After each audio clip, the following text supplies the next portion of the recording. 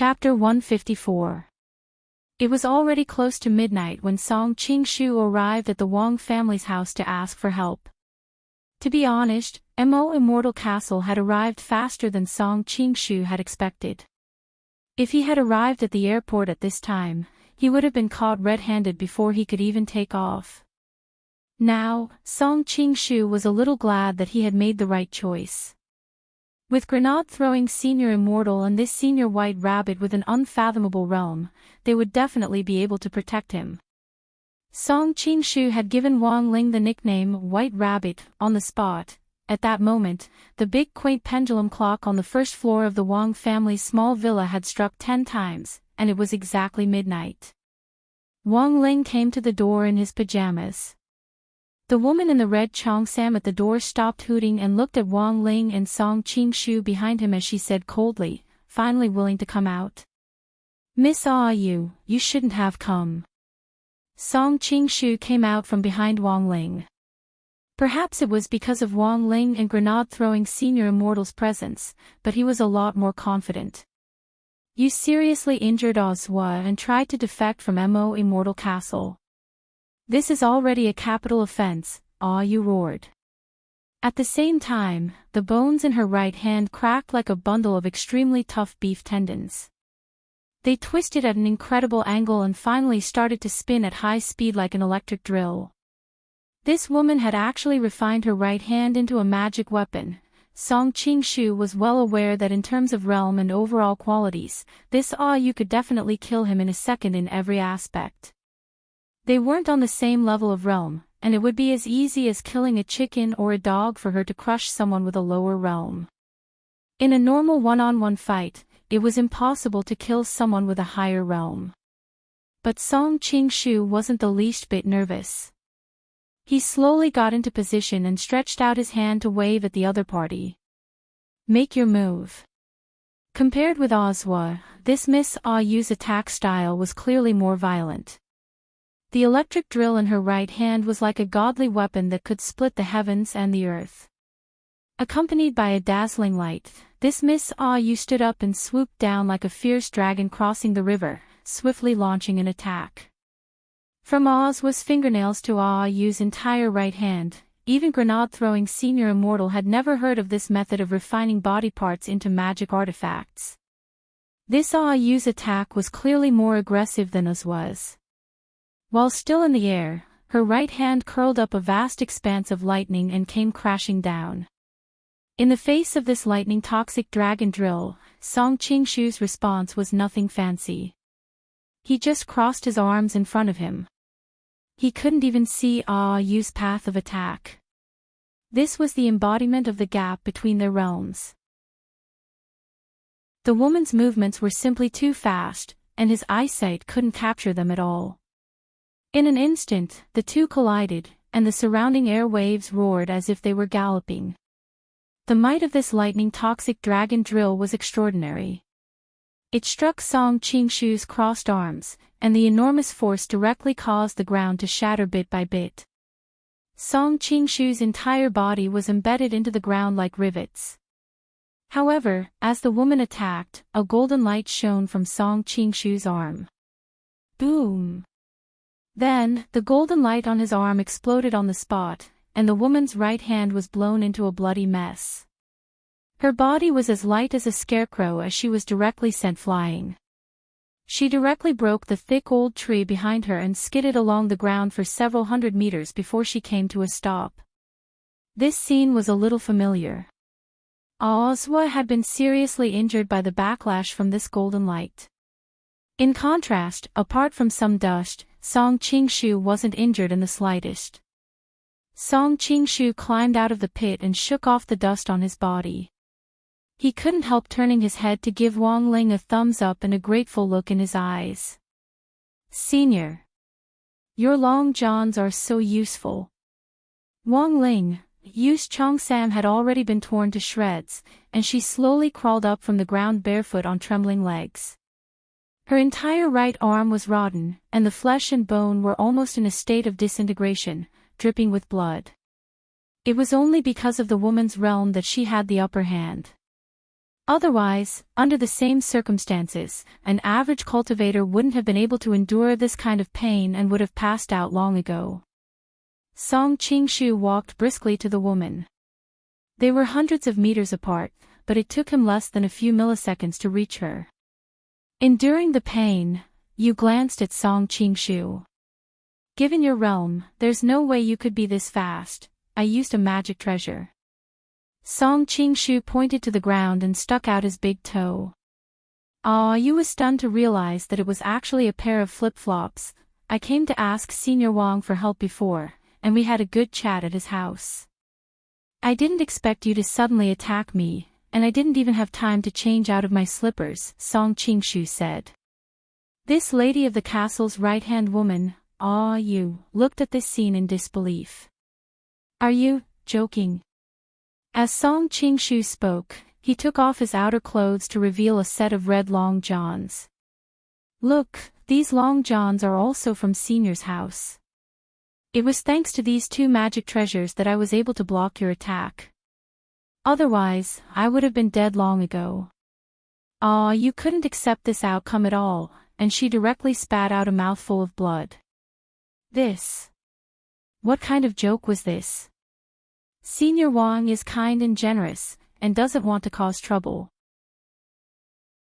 But you've disturbed his rest time and again. Go back and tell the Lord that Senior Wang has already agreed to protect me, and tell him to be careful. If he wants to live a few more years, it's best if he doesn't cause trouble, Song Qingshu said in a low voice. Wang Ling felt that after Ajua, he had been blackmailed again.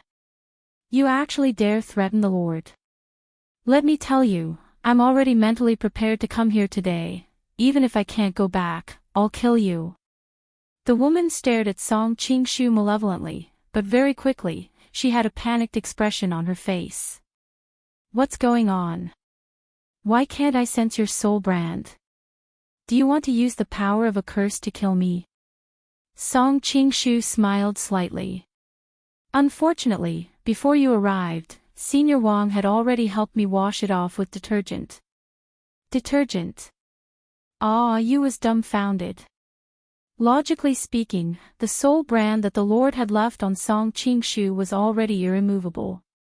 What the hell was this detergent? Could it really remove 99 kinds of stains? What a scam. Do you have any last words? Song Qingshu asked.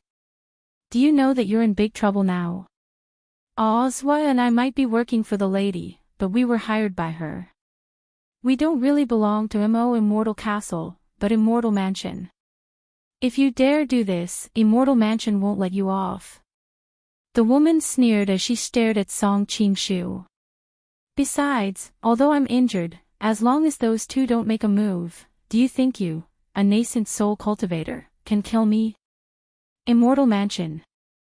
Hearing this, Wang Ling's and grenade-throwing senior immortal's pupils contracted slightly. Is that what you want to say? But Song Qingshu didn't care at all. After being hunted down by Immortal Castle for so long, he had been on edge for so long, now, he was enjoying the thrill of a counterattack. As he spoke, a toothpick appeared in his hand, which he had just brought out of the Wang family's small villa. Saying that, the toothpick flew out with spirit energy and directly pierced the woman's forehead. The woman died with everlasting regret. The skull of a soul formation cultivator was so hard that it didn't fear worldly objects at all. The woman had never expected that in the end, she would actually die because of a toothpick. The spirit energy attached to the toothpick exploded in the woman's head, and this tiny toothpick directly blasted a bloody hole the size of a fist in her forehead. Chapter 155. Everything came to an end for the time being. After Yu's death, Song Qingshu finally had some breathing room for the following period of time. But the truth was that Immortal Castle's revenge had just begun. Song Qingshu was well aware that the lady of the castle wouldn't let him off so easily after he had severely injured Zwa and killed Yu. Stronger killers might appear at any time in the future, but Song Qingshu already had nothing to fear. After all, He was a man with long johns. Furthermore, the soul brand on his body had already been washed away by Senior Wang's mystical washing powder. From now on, it wouldn't be as easy for Mo Immortal Castle to find him. Since I was a child, I've never succeeded in doing anything bad. If I had known this would happen, I wouldn't have helped the wicked. Song Qingshu sighed in his heart as he took out a bottle of purple liquid. It was a bottle of body-dissolving liquid. Song Qingshu poured the whole bottle over Yu's body. A pungent stench wafted over as the tattered red qipao on Yu's body started to corrode. This qipao was originally a protective immortal treasure, but it still couldn't withstand the powerful corrosive power of the body-dissolving liquid. However, the power of this bottle of body-dissolving liquid was also limited. It only corroded the qipao, while the body remained intact. Song Qingshu was bewildered. This body-dissolving liquid could instantly melt the body of a nascent soul cultivator, but it had no effect on a soul formation cultivator. Sure enough, the gap between the nascent soul stage and the soul formation stage was just too big. Song Qingshu thought that he had been stuck at this realm for a long time, and he couldn't help feeling sad. Is there any more body-dissolving liquid? Grenade-throwing Senior Immortal asked. Song Qingshu took out another bottle from his pocket. There's only one bottle left, give it to me. Grenade-throwing Senior Immortal took the bottle, opened the cap, and sprinkled a little white granular powder into it before shaking it evenly. Song Qingshu's face was full of amazement. Senior, may I ask, what is this powder? Grenade-throwing Senior Immortal, of course it's mystical washing powder from your Senior Wang's family. Song Qingshu, after the detergent had completely dissolved in the body-dissolving fluid, Grenade-throwing Senior Immortal poured the fluid over the body again. This time, the woman's body directly turned into steam and started to evaporate quickly. Furthermore, after the detergent dissolved in the body-dissolving fluid, the pungent stench actually disappeared, and instead, there was a pungent fragrance of soap. Song Qingshu couldn't help giving Wang Ling a thumbs up. Senior White Rabbit King was really a god. Senior Wang, may I ask if your toilet cleaner spirit has the same effect? Could dichlorvos poison soul formation cultivators to death? Wang Ling, the three of them guarded Yu's corpse, waiting for it to completely disappear. At the same time, along with a few flashes of light, a few objects appeared beside the corpse. These things had originally been hidden in Yu's ear-shaped storage space. After the body-dissolving fluid had corroded the storage space, the things in the space had been scattered around the corpse like equipment dropped in a game. Perhaps because it was a temporary assassination mission, the woman did not bring much with her. Among them was a strangely shaped black weapon. It looked like a magic sword with a hilt, but the blade was very strange. It was made up of 7 black beads strung together. Song Qingshu was stupefied as he held up this black magic sword. Are female cultivators at the soul formation stage nowadays also so insatiable that they actually carry vibrators on them? Wang Ling, Grenade-throwing Senior Immortal, recognized this object. This is the 7-star sword. 7-star sword. I've read about it in ancient books. This is a first-class holy weapon, one of the 3 great magic treasures used by immortal Jin Yuan back then. The other 2 are the purple gold gourd and the golden canopy rope. I never thought it would actually be on this person, said Grenade-throwing Senior Immortal. Immortal Jin Yuan, Song Qingshu couldn't help shrinking his neck when he heard this name. This was a legendary figure, from the same era as the legendary Devil Emperor Guo Pai. Furthermore, in the earliest days, when the gate between worlds had descended on Earth and a large number of demons had invaded, it was immortal Jin Yuan who had been the first to find a way to close the gate between worlds. Grenade-throwing Senior Immortal cupped his chin and said thoughtfully, legend has it that this 7-star sword has the power to move mountains, and can mobilize the power of the earth for its own use. Song Qingshu, then why isn't she using it? A first-class holy weapon is already extraordinary. Generally speaking, a soul formation cultivator can only use a 4th or 5th class holy weapon, Grenade-throwing Senior Immortal said. Grenade-throwing Senior Immortal said, "It's worth investigating why this 7-star sword appeared in this woman's possession." As they spoke, their gazes swept over the objects that had exploded on the ground. In addition to the 7-star sword, there were some elixirs of unknown uses and a bottle of purple liquid scattered around. That purple liquid was the body-dissolving liquid. According to the woman's original plan, she had obviously been to directly destroy Song Qingshu's corpse after dealing with him. Unfortunately, the woman had never expected this to be the final outcome. Scanning the area, it seemed that she didn't find anything else of value. Grenade-throwing Senior Immortal withdrew his gaze disinterestedly, then picked up the 7-star sword to examine it carefully. Only this 7-star sword could be considered an unexpected gain. After asking for Wang Ling's opinion, Grenade-throwing Senior Immortal unceremoniously put it into his pocket. Wang Ling didn't care about a mere first-class holy weapon at all. His body had long since become a sage, and there was almost no magic weapon in the world that could harm him with this body alone. But among the objects scattered on the ground, there was still one that Song Qingshu and Grenade-throwing Senior Immortal had overlooked, and which caught Wang Ling's attention. Wang Ling crooked his finger, and that thing directly flew into his palm. It was a palm-sized bronze plate which was very thin and only as thick as a 1 yuan coin. A lotus flower was carved on it, and Wang Ling thought that this probably represented some sort of identity or organization that the woman truly belonged to. He recalled the woman's clamor that she was from Immortal Mansion. Was this an Immortal Mansion token? Wang Ling didn't dare be 100% sure. Unfortunately, the woman was already dead. Song Qingshu had been a little ruthless in directly blowing up her brain, otherwise Wang Ling would have been able to use the memory exploration spell to look for clues. Song Qingshu stared blankly at the bronze plate in Wang Ling's hand, then looked at the two of them and asked, "Seniors, do you know what kind of organization Immortal Mansion is?" Wang Ling frowned. His intuition told him that this organization wasn't simple.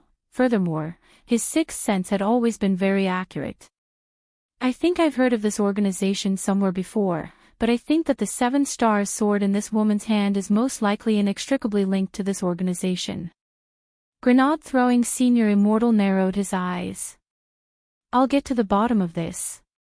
But before that, I want to ask Brother Ling." "Wang Ling, ? Do you still have any long johns? Hurry up and give this brother 2 sets. Chapter 156. It was June 2nd on Wednesday in the 6th week of the semester. After last night's commotion, Wang Ling had thought about a lot of things. Song Qingshu had used the premise of providing clues about the maker of the stone ghost mask to forcefully suck up to Wang Ling. Wang Ling didn't dislike this kind of behavior, since he always felt that it would be very troublesome. In fact, he had also refused at the beginning. But his eyelid kept warning him that if he didn't do anything about it, it would lead to even more trouble. So in the end, he had no other choice. Whether he accepted it or not, both sides were troublesome. In the same situation, Wang Ling's only choice was to cut his losses, to prevent the situation from worsening. And then there was this Immortal Mansion. Wang Ling had very limited knowledge about the forces in the cultivation world, because he didn't care about these trivial matters at all. He had heard a lot about the distribution of forces from Grenade-throwing Senior Immortal. Currently, the forces in the cultivation world could be roughly divided into 2 factions, light and dark. The light forces all had business licenses. In addition to accepting disciples and collecting tuition fees, these forces also had independent spirit herb cultivation bases to support their self-sufficiency and profit. Of course, the light forces were under the unified supervision and jurisdiction of Huaxiu's government, and the sects were open and transparent about their power situations. The disciples they accepted were all itinerant cultivators with at least 100 years of cultivation after completing state-mandated quality education. They wouldn't come into conflict with the basic government education department. The other big dark force, to put it in one sentence, was a sect that operated without a license. Huaxiao Nation's attitude toward this type of force had always been to punish them severely. As the owner of the Cultivation Forum and the Cultivation Chat Group, Grenade-throwing Senior Immortal had connections with all the light forces. He was well aware of the distribution of forces. If there was a force he hadn't heard of, it had to be one of the dark forces. You had been hired by the lady of the castle as mercenaries, so for Immortal Mansion, these two people might not be key existences in the interlocking chain of forces. However, these two people had both reached the soul formation stage. Furthermore, they could refine a part of their bodies into magic treasures.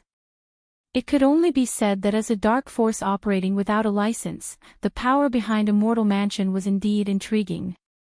After dealing with the woman's scattered belongings, Song Qingshu followed Grenade-throwing Senior Immortal to Wenxian Garden. He would be assisting Grenade-throwing Senior Immortal in investigating the incident. After Third Saint, he became the second person in Mo Immortal Castle to turn traitor. After the two of them left, Wang Ling looked at the time. It was already almost 3 in the morning, and he still had several exam papers to finish. The most painful thing was that all the exercise questions on this paper were beyond the syllabus. He had to spend 5 or 6 minutes previewing in advance before he could get these two gremlins, pen and eraser, to help him with his homework. As a 16-year-old baby, Wang Ling's heart was really tired. When Wang Ling returned to class early in the morning, for the first time, no one had copied homework this morning.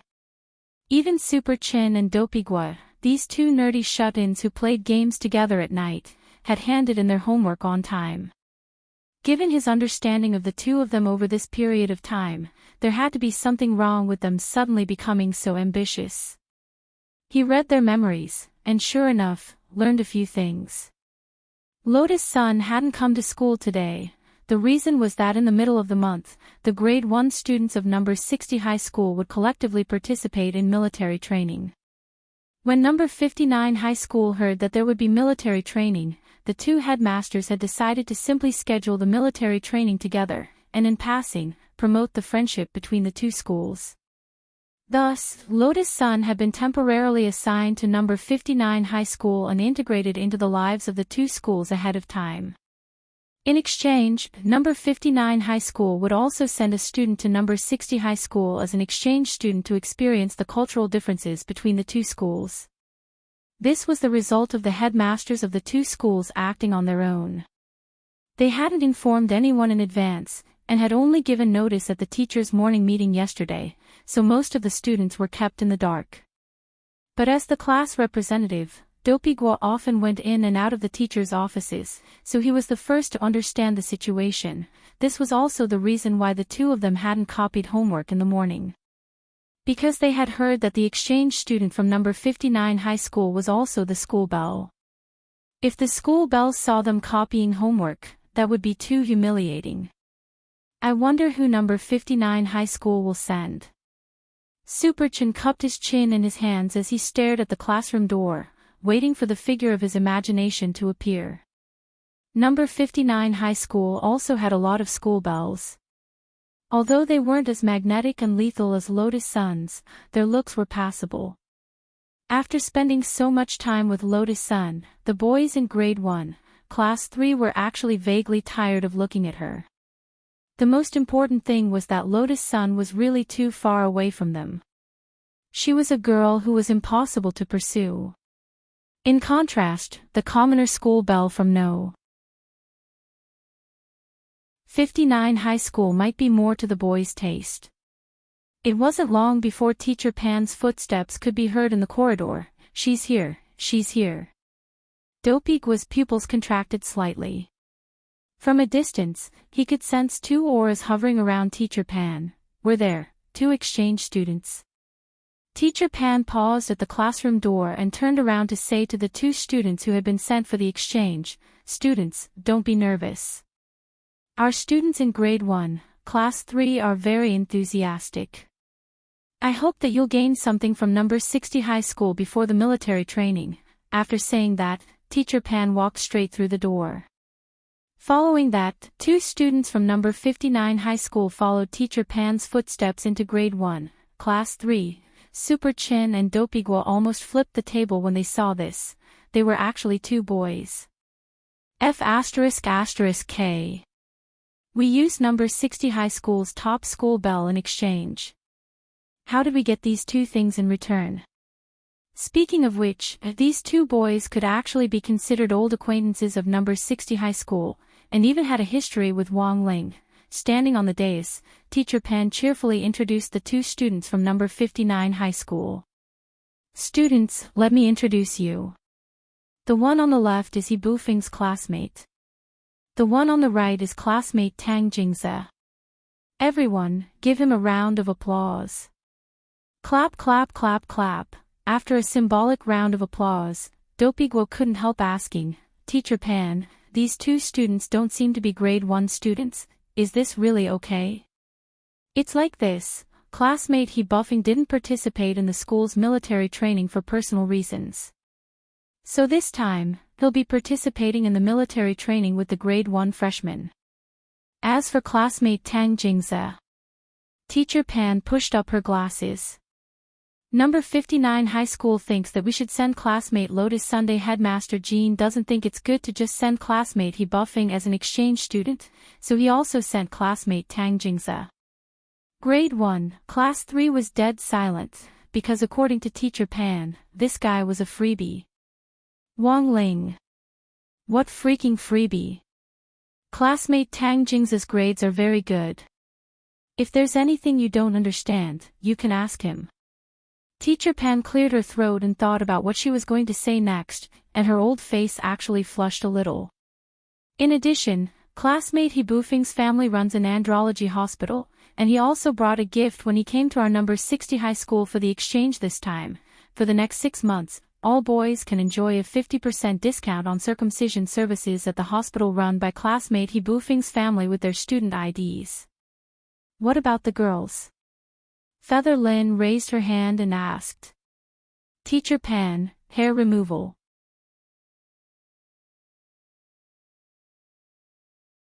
Chapter 157. In the heart of the city, there was a rather majestic building. The office of the lady, the secretary of the Lord of Mo Immortal Castle, was on the top floor, and through the huge floor-to-ceiling windows, one could completely overlook the city. Especially at night, the splendid lights of the city's heart made one feel nostalgic. It was 8:00 in the morning. A woman wearing a hairpin and black traditional clothes stood in front of the floor-to-ceiling windows, her eyes a little vacant and her brows tightly furrowed. As soon as she arrived at the office, the lady received bad news. Her subordinate Yu's life signal had disappeared. Everyone who worked in Mo Immortal Castle had the Lord's soul brand on them, which could be combined with a special life detector to monitor them. If it suddenly disappeared, it meant one of 2 things: either the soul brand had been washed away, or they were already dead. The Lady of Castle was very clear about Yu's plan. She had also single-handedly planned and arranged for Yu to go out and take revenge on Song Qingshu this time. However, Song Qingshu and Yu's soul brands had unexpectedly disappeared. For the sake of a mere Song Qingshu, she had actually lost 2 of her beloved generals. The Lady of Castle found this a little hard to accept. Furthermore, she couldn't guarantee that Song Qingshu was truly dead. Although the life detector showed that Song Qingshu's soul brand had indeed disappeared, she couldn't rule out the possibility that this guy might have found a way to wash it away. While she was pondering this, the originally transparent floor-to-ceiling windows were shrouded in a layer of haze. Looking at the black shadow reflected in the floor-to-ceiling windows, the lady's eyes twitched, and she bowed a little fearfully. Greetings, Lord. The black shadow's voice seemed to come from an ethereal void as it echoed heavily. My venerable self saw that Song Qingshu's soul brand had disappeared. Is he already dead? The lady lowered her head and replied in a low voice, this still needs to be investigated. This time, for the sake of a mere pawn, we actually lost 2 generals. You must reflect. Yes, Lord. The lady cupped her fists at the black shadow.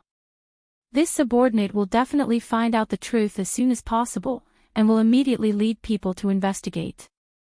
If Song Qing-shu is really dead, we will definitely be able to find traces of body-dissolving fluid at the coordinates where the life detector disappeared.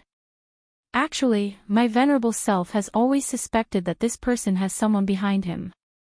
The deaths of the great sage and second sage, as well as the betrayal of the third sage, are a warning to us. You must be extremely careful this time. At this point, our MO Immortal Castle can no longer tolerate any mistakes. Don't worry, Lord. Even if Song Qing-shu has someone backing him, given our MO Immortal Castle's current foundation, no one can shake us. Given Lord strength, as long as you can find that stone ghost mask, it will only be a matter of time before you dominate the world. The castle lord nodded. Yes, we must investigate the matter regarding the stone ghost mask as soon as possible. At this moment, the shadow of the castle lord on the floor-to-ceiling window suddenly flickered. Then, a cry of awe came from the void. Then, without saying a word, the shadow on the floor-to-ceiling window dissipated into nothingness. The lady was stupefied. Could it be that the castle lord was attacked? Castle lord. Castle lord. The bodyguard tried calling out twice. About 10 seconds later, the black shadow reappeared on the floor-to-ceiling window, and the voice of the lord of the castle came from the void again. I'm fine. There was an accident just now. My long-range projector ran out of power. That new guy forgot to charge it for me last night, and he even spilled his coffee on my pants. Luckily, my pants are waterproof. The lady, given the relationship between number 59 High School's headmaster Jean and number 60 High School's headmaster Chin, number 59 High School and number 60 High School were actually quite close. It was just that in recent years, the students had been competing with each other more seriously. But after the last Spirit Sword exchange meet, the relationship between the two schools had improved a lot. Meeting He Buffing and Tang Jingza for the second time gave Wang Ling a very mystical feeling. Back then, at number 59 High School, one of them was a delinquent senior whose name made people tremble with fear, and the other was the president of the student union who liked to find fault with others and compare himself with others. But both of them had ended up the same way. After the 4-day Spirit Sword exchange meet, both of them had lost their temper. Thus, they had embarked on the path of studying hard and making progress every day, adhering to the core values of cultivation. The first two classes this morning were still Teacher Pan's Tao Talismans class. The teaching progress of the two schools was actually about the same. He Buffing had no pressure at all to learn, and there was no need to mention Tang Jingza, who was an old senior who was about to graduate. He knew the high school curriculum like the back of his hand. After studying for the past few weeks, I believe that everyone already has a corresponding understanding of the 4 major spirit talismans. Among the functional spirit talismans, the spirit guiding talisman, this is the focus of our midterm exam. Today, I'm going to talk to you about the application of expanded functions of spirit talismans. At this point, everyone basically understood that Teacher Pan was going to start her daily lessons that went beyond the syllabus again. The spirit talisman I'm going to talk to you about today is the meditation talisman. Hearing this, Wang Ling couldn't help raising his eyebrows. This was a spirit talisman with an extremely high degree of difficulty. Through meditation, one could project it into the void and see some revelations about the future. But because it was very difficult, the success rate was extremely low. After mixing cinnabar with spirit water, Teacher Pan unfolded the yellow talisman and began a preliminary demonstration. She focused her spirit energy on the writing brush and frowned. She carefully wrote on the yellow talisman to ensure that there were no mistakes in the seal. The slightest mistake could directly cause the creation of the meditation talisman to fail. After about 3 minutes, Teacher Pan put away the brush and injected spirit energy into the yellow talisman. Everyone, look carefully. A moment later, the yellow talisman fluttered in the air. It was a dress that looked a little gorgeous. It was a little out of place with Teacher Pan's serious and old-fashioned style. Teacher Pan pushed up her glasses. This is a Dharma dress that I bought on a certain Taobao a few days ago.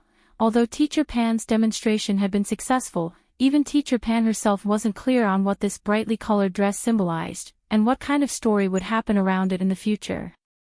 The meditation talisman could reveal key objects in the future, but as for what these key objects represented, one would have to use one's imagination to guess. Teacher Pan then gave everyone a set of talisman-making tools. Now, students, try out the steps just now.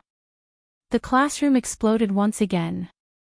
The seal on the meditation talisman was intricate and complicated, and it was a huge test of wrist strength to write it. The slightest difference in thickness could lead to failure. Even Tang Jingze, an old senior from number 59 high school, had to use up several yellow talismans, and he couldn't help frowning. This was too difficult. But just as he was trying it out by accident, the yellow talisman on Dopigua's desk suddenly buzzed and burst forth with light. Master of Dopey stared at the floating yellow talisman in disbelief. Did it work? Everyone's gazes followed the direction of the sky, and a moment later, a shadow was projected. What's that? Feather Lin looked curiously at the thing that had been projected from the sky. It looked very much like a fungus, with mushroom heads on both sides. On the top was something shaped like a mouth, and below it was a small hole which looked very smooth. When the boys around them saw this thing, they were directly stupefied. Master of Dopey coughed. Do you know the Taisui fungus? This thing is our family's ancestral meat lingji mushroom.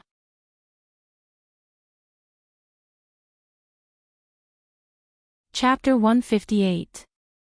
The difficulty of creating a meditation talisman was very high. Apart from Master of Dopey who had managed to draw it by accident, everyone else's attempts ended in failure. Of course, Wang Ling was just pretending. He had deliberately made a mistake at the last step of writing the seal. Most people had failed, so it was even more impossible for him to stand out at a time like this, since it would really draw too much attention. In fact, the seal Wang Ling had drawn on the yellow paper was much more accurate than Teacher Pan's. But for Wang Ling, it was just for fun. The meditation talisman wasn't very useful for him.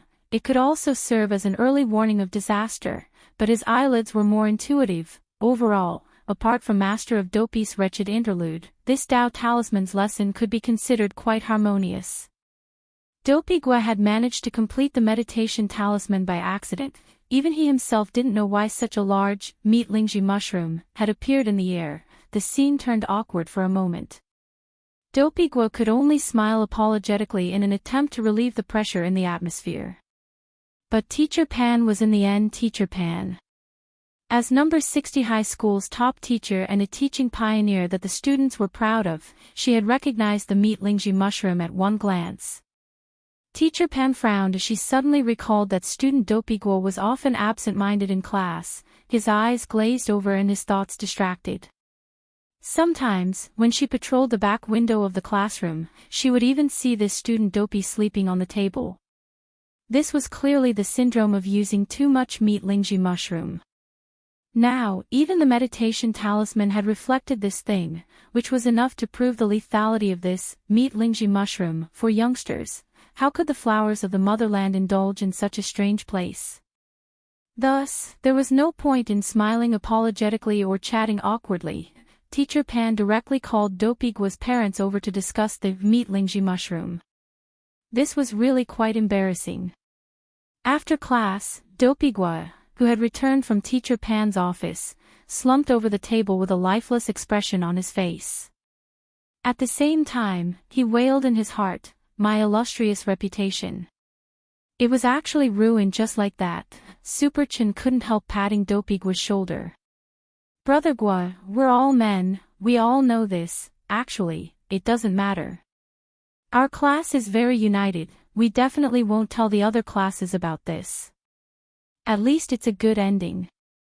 Little Peanut also comforted him. Master of Dopey's tears welled up in the corners of his eyes and he simply wanted to cry. "What's so good about that?" my parents were called. Little Peanut, when I was delivering homework to the teacher just now, I heard the teachers in the office talking about your dad, Master of Dopey, my dad. Little Peanut, they're discussing whether your dad is a botanist. Master of Dopey, in the blink of an eye, it was noon. The atmosphere in the class seemed to be slightly heavy, causing He Buffing and Tang Jingza to feel very embarrassed. They didn't understand what exactly was going on. After asking around carefully, she found out that Mother Wan was coming to deliver food today. Every time they thought of Mother Wan's love bento filled with a strong dark wind, everyone couldn't help trembling. Doesn't Mother Wan usually only make bento on Fridays? How come today? Super Chin asked. Mother Wan heard that there will be 2 students from number 59 high school today, so she decided to make bento in advance. They'll be delivered to class later. Little Peanut replied weakly. He Buffing and Tang Jingza were touched when they heard this. They had long heard about number 60 high's hospitality, and sure enough, this kitchen lady was too considerate. Not only did she specially make bento, she would also specially deliver it to the classroom. In contrast, their number 59 high school's attitude toward number 60 high school back then was simply too much. He Buffing and Tang Jingza felt deeply ashamed in their hearts. Wang Ling, these 2 people clearly still didn't realize the seriousness of the problem. At number 60 high school, even Wang Ling couldn't deny that Mother Wan was an extraordinary woman in the world of cooking. He always felt that her identity wasn't simple, and that she had students all over the world. Wang Ling had already seen the shadow of Mother Wan's cuisine in too many places, the most famous of which was the heavenly silkworm potato strips. This was also the impression that most people had of Mother Wan's current signature dish, since she had waved goodbye to the era of big pot dishes and turned to researching new cuisines. This heavenly silkworm potato strips was probably her dish with the highest score to date. Wang Ling had also seen a campus celebrity interview with Mother Wan in the school magazine last time. At the end of the interview, Mother Wan had generously shared her experience in making the heavenly silkworm potato strips. That was, don't ever lose the potatoes while stir-frying them. If the potatoes went into another wok while stir-frying them, they would change flavor. It was close to 12:00 when there was the sound of a cart being pushed at the originally quiet entrance to Grade 1, Class 3. The wheels of the cart rolled over the ground with a rumbling sound. It was Mother Wan pushing the cart over. Mother Wan pushed open the classroom door. She was still wearing a pale yellow apron and a snow-white chef's uniform, and her slightly plump figure was unadorned. When she smiled, there were faint crow's feet at the corners of her eyes. Everyone must have been waiting. It's time to eat. After saying this, light flowed out of her hands, and the delicately wrapped lunchboxes on the cart were immediately distributed into the hands of every student. Mother Wan put her hands on her hips in a domineering manner. In order to welcome 2 students from number 59 high school today, our love lunchboxes were specially made. Even the menu has been changed. Mother Wan knew that the relationship between the students of number 60 high school and number 59 high school was actually very tense, so it could be said that she had racked her brains for the love lunchboxes today. In the end, she finally had an idea. Except for Tang Jingza and He Buffing, everyone else in Grade 1, Class 3 sucked in a breath of cold air. Damn. Even the fixed dish in the love lunchboxes, the heavenly silkworm potato strips, had been changed. This time, it was really GG. Everyone sucked in a breath of cold air, and then opened the lunchboxes. The first thing they saw was stir-fried green peppers with mushrooms, which were still giving off steam. However, the mushrooms were a little strange, and looked a little like horses. After taking a bite, Super Chin already couldn't stand the earthy taste in his mouth, and he couldn't help picking it up and asking, Mother Wan, what is this? Mother Wan quickly replied, this is a kind of fungus, it's very nutritious. Its scientific name is horse antler. Do you see the 2 halves of the skin on the side? Super Chin nodded. Mother Wan explained slowly, This skin is called a pine stinger, and it's a jellyfish that lives on sea pine. When I went to the frozen sea before, I directly jumped into the water to catch it, so it's still fresh. If you eat the pine stinger and horse antler together, you'll have the power to forgive. I hope that after eating these two dishes, you'll be able to live more harmonious and happy lives. Little Peanut, then this soup, Mother Wan, this is white lily soup, or white lily soup for short.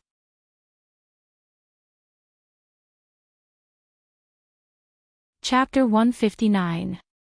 It was June 2nd on Thursday in the 6th week of the semester. That morning, Loopy Toad took out its little notebook from under the bed in Wong Ling's room. It continued to write down its human observation plan. It had already been several months since it had completely accepted the reality of its dog body. Loopy Toad now had a pretty good grasp of human language. Even when it used its dog paws to write, its handwriting was very neat. Loopy Toad felt that as long as it died again, given its current handwriting, it would definitely win its reputation in life and in death. As a cultured dog, Loopy Toad felt that its current level of literacy was already close to that of a human university student. It could be called a top student among dogs. Since learning to write an observation diary, Loopy Toad had also recorded a lot of things, big and small. In addition to observations on humans themselves, this diary also contained observations on certain events. From the vicious incident of Mother Wong being groped, Loopy Toad had discovered the formidable power of the human internet. The rapidly developing internet era enabled humans to quickly take sides online, and then use the Water Army Commander-in-Chief to summon 100,000 water armies to attack or defend a certain opinion. Thus, Loopy Toad felt that there was a reason why the demon race had failed to break into the human world through the gate between worlds all those years ago. Human information technology was really too advanced. It was like this online, and it was also like this in reality. Especially when it came to resisting the invasion of the gate between worlds, there wasn't a single phone call that couldn't be handled. Send a shared coordinate, and a capable cultivator nearby would immediately hear the news and rush over. In contrast, the demon race was still using the most primitive method of sensing to gather their strength, and had already lost at the starting line. All in all, the demon race still had a lot to learn. Loopy Toad now also knew how to operate a phone and an intelligent wristwatch, which was really too convenient. In contrast, the demon world was actually still using spirit talismans to send messages, which was really too lowly. After writing in the diary, Loopy Toad closed the notebook and put it back under the bed. It then opened the window on the second floor and jumped down to the villa. Today's weather forecast for Shanghai City had changed again. It wasn't as hot and stuffy as the TV had said.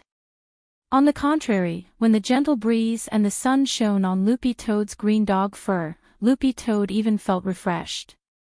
But without Wong Ling by its side, Loopy Toad felt like something was missing in its heart.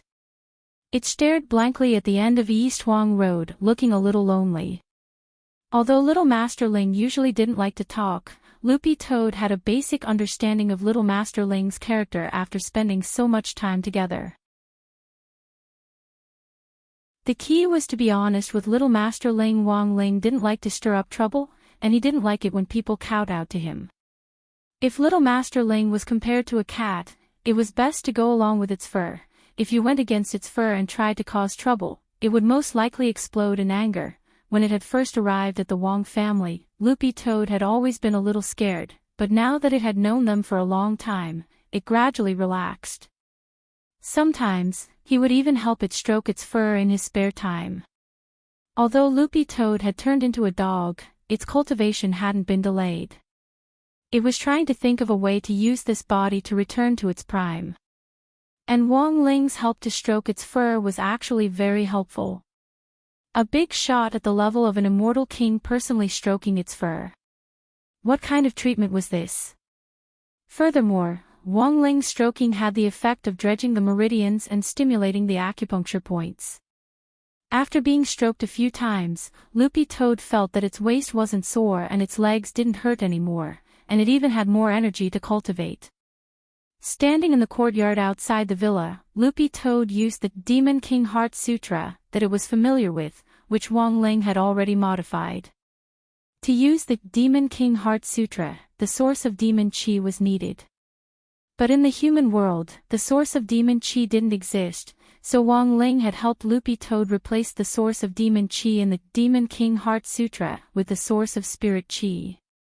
When Loopy Toad used the technique at that moment, it could feel spirit chi flowing into its celestial aperture and overflowing. It felt like the Tao of nature. Loopy Toad had never experienced this wonderful feeling before. Loopy Toad's body was now much stronger than before. It was already comparable to a nascent soul cultivator, and an average golden core cultivator wouldn't be able to do anything to it. It was a demon king, an outstanding figure in the demon race. Back then, a demon king had been able to fight 5 soul formation cultivators. Standing under the sun, Loopy Toad opened its pitch-black eyes, which glowed with an azure blue light. It could feel its demon king's soul gradually being restored.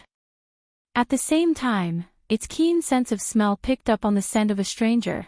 Keeping its gaze fixed in one direction, it sensed signs of a stranger in the vicinity of the Wang family's small villa.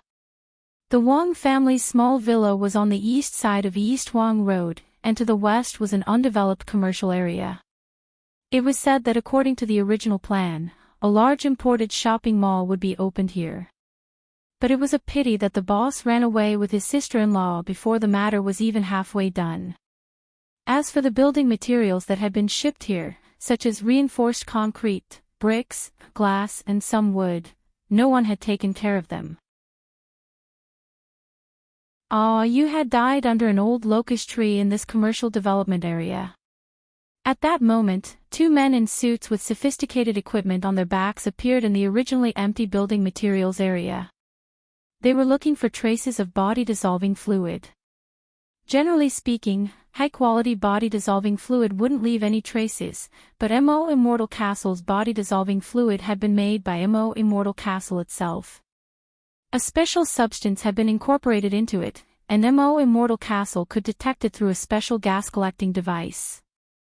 The 2 men were holding a cylindrical object with a very long tube at the end that was connected to a backpack. Very quickly, when they reached an old locust tree, the device beeped in warning. One of them quickly turned on his wristwatch to report the situation to the lady of the castle. Leader, we found Ayu's location based on the coordinates where the soul brand disappeared, and we've detected traces of body-dissolving fluid. On the other end of the line, the lady of the castle asked in a deep voice, what about Song Qingshu's location? Have you found it? Based on their current location, the 2 men quickly located the location where Song Qingshu's soul brand had disappeared. Finally, they looked at the building in the east. We found the lady of the castle. It's a villa. Song Qingshu's soul imprint disappeared in this villa. A villa. The lady was astonished. There were actually people who had settled down in this desolate countryside. Her expression darkened. How about this, sneak into the villa and investigate? The 2 men in suits hesitated for a moment before saying, but the lady of the castle, there's a dog at the entrance of the villa. Wouldn't that be too obvious? It's just a dog, let's do it for dog meat. We'll let you have a sumptuous feast. Isn't that great?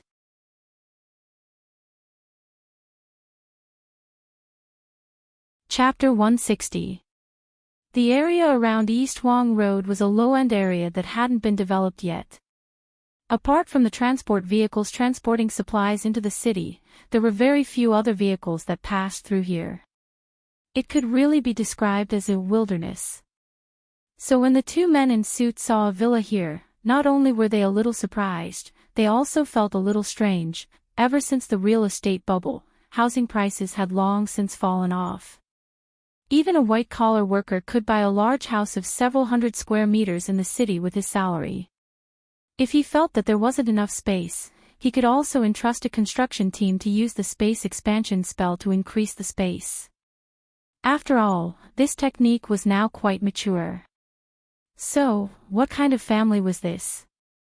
The two men in suits felt a little strange in their hearts, but the lady had already spoken, so they could only obey her arrangements.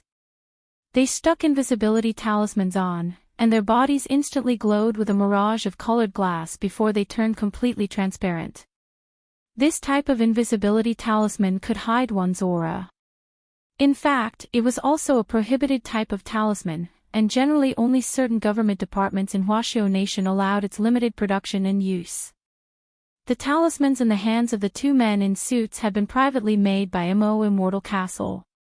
In fact, this was already illegal, and if they were caught, they would be directly detained. But when the two men tiptoed closer to the villa's entrance, they inexplicably breathed sighs of relief. Because after probing with their spiritual senses, they hadn't sensed the source of spirit energy in the villa. Is this an ordinary family? The two men were a little puzzled. However, since it was an ordinary family, the following matters would be much easier to handle. The window on the second floor is open. Let's go up and take a look first. The two men thought it over, and directly jumped through the window. It was Wang Ling's bedroom, which was quite spacious. They entered the study one after another and started to look around. As they pondered this, they reached the door. Then, a furry green tail suddenly dropped down from the ceiling. This tail was too thick and strong. The two of them were startled. They hurriedly took a big step back and raised their heads. This time, they saw a slightly larger green Akita. It was hanging upside down on the ceiling, staring at them with a hostile gaze. This was the dog they had seen at the villa's entrance before. The two of them recognized it at a glance. They had felt that there was something wrong with the dog, but they didn't expect that there was really something wrong with it. Also, wasn't this dog way too big? One look and you could tell that it wasn't a decent dog. In fact, what shocked the two men the most was the dog's insight. They were still wearing the invisibility talisman, but it could still discover them. This was enough to prove that the dog's strength was not weaker than theirs. In fact, it was far stronger than theirs. What should we do? This dog doesn't look weak. Should we retreat first? You're already here. It would be a pity to leave just like that. Both of us are at the peak of the late-stage gold core realm, why should we be afraid of a dog? Late-stage gold core. Loopy Toad jumped down from the ceiling and sneered. Back at number 60 high, it hadn't been afraid of a golden core cultivator even when it was so weak. Now, he was even less afraid. Since their identities had already been exposed, the two Mo Immortal Castle cultivators felt that there was no need for them to hide anymore. Spirit light flashed in their hands, and each of them summoned an immortal sword to attack. One of the men in a suit pointed his sword directly at Loopy Toad. We originally just wanted to investigate something and didn't mean to offend you, but you bastard insisted on stopping us. Don't blame us for being impolite. The two men swiftly circulated their spirit energy and moved in unison, even brandishing their sword chi in unison. It was very obvious that the people who worked in Mo Immortal Castle had been trained and nurtured in an assembly line fashion. The advantage of this was that they could train a lot of people who were proficient in sword techniques in a short period of time, but the disadvantage was that they were too monotonous. Anyone who had studied sword techniques a little would be able to see through them in just a few rounds. Thus, whenever the people from Mo Immortal Castle attacked during a mission, they would do so with murderous intent, and they wanted to end the fight in the shortest possible time. This was to avoid drawing out the fight and creating openings. But looking at the two men's movements, Loopy Toad really felt that they were a little slow, and felt a little sleepy. Thinking back to when it had been in the demon world back then, when it had been talking and laughing with the sword demon King Hua Laisher, these two guys probably hadn't even been born yet, right? Then, two dazzling flaming sword lights interrupted Loopy Toad's thoughts. Its eyes met the two sword lights, and just as they were about to reach it, they stopped as if they had come to a stop, and were unable to move forward even half a step. Or a freezing spell. The two Mo Immortal Castle cultivators were alarmed. In a situation where there was a complete disparity in realms, there was a way to rely on aura alone to fight, and that was the famous demon race spell, Aura Freezing spell. By releasing a special aura to counteract the spirit waves or sharpness produced by a magic weapon, this was a fairly advanced spell. The reason why the demon kings who had descended from the gate between worlds back then had been such a headache was because of this Aura Freezing spell. For demon kings of the demon race, the Aura Freezing spell was in fact more like a barrier spell. It could evade the lethality of a cultivator's magic weapon at the first instance. So 6 years ago, Loopy Toad had felt pretty miserable, because its Aura Freezing spell had been completely useless against Wong Ling. At that time, Little Master Ling had pierced itself with one punch. Now that it had recovered part of its strength, it could finally use this spell again. Loopy Toad couldn't help sighing in its heart. Thinking about it carefully, it also felt like a lifetime had passed. The expressions of the two Immortal Castle cultivators finally changed as they were completely frightened. They realized that they absolutely couldn't touch this dog. It actually knew the demon race's spell. What on earth was this dog's identity? Retreat. They turned to leave, but found that their bodies wouldn't listen to them, and they couldn't move at all. The Aura Freezing spell just now had actually followed the sword lights that had slashed at them in the opposite direction. They were completely immobilized. "You shouldn't have come here," Loopy Toad said as it swept its gaze over the two people lazily. It withdrew its spirit energy and its body shrank, the blue light in its eyes disappearing. Loopy Toad didn't know if it was because it had been with Little Master Ling for too long, but it didn't feel as murderous as before. It had clearly swallowed the soul of a Shadow Stream killer back at number 60 high school. But now, faced with two cultivators with delicious souls at peak late golden core stage, it actually wasn't the least bit interested. "What are you going to do with them?" At that moment, a voice came from behind the man in a suit. The two Immortal Castle cultivators turned pale with fright. They had never expected there to be someone else in the room. Two huge shadows covered them, and they were none other than the two muscular brothers whom Wong Ling had enlightened, the Monster Pen and Goblin Eraser.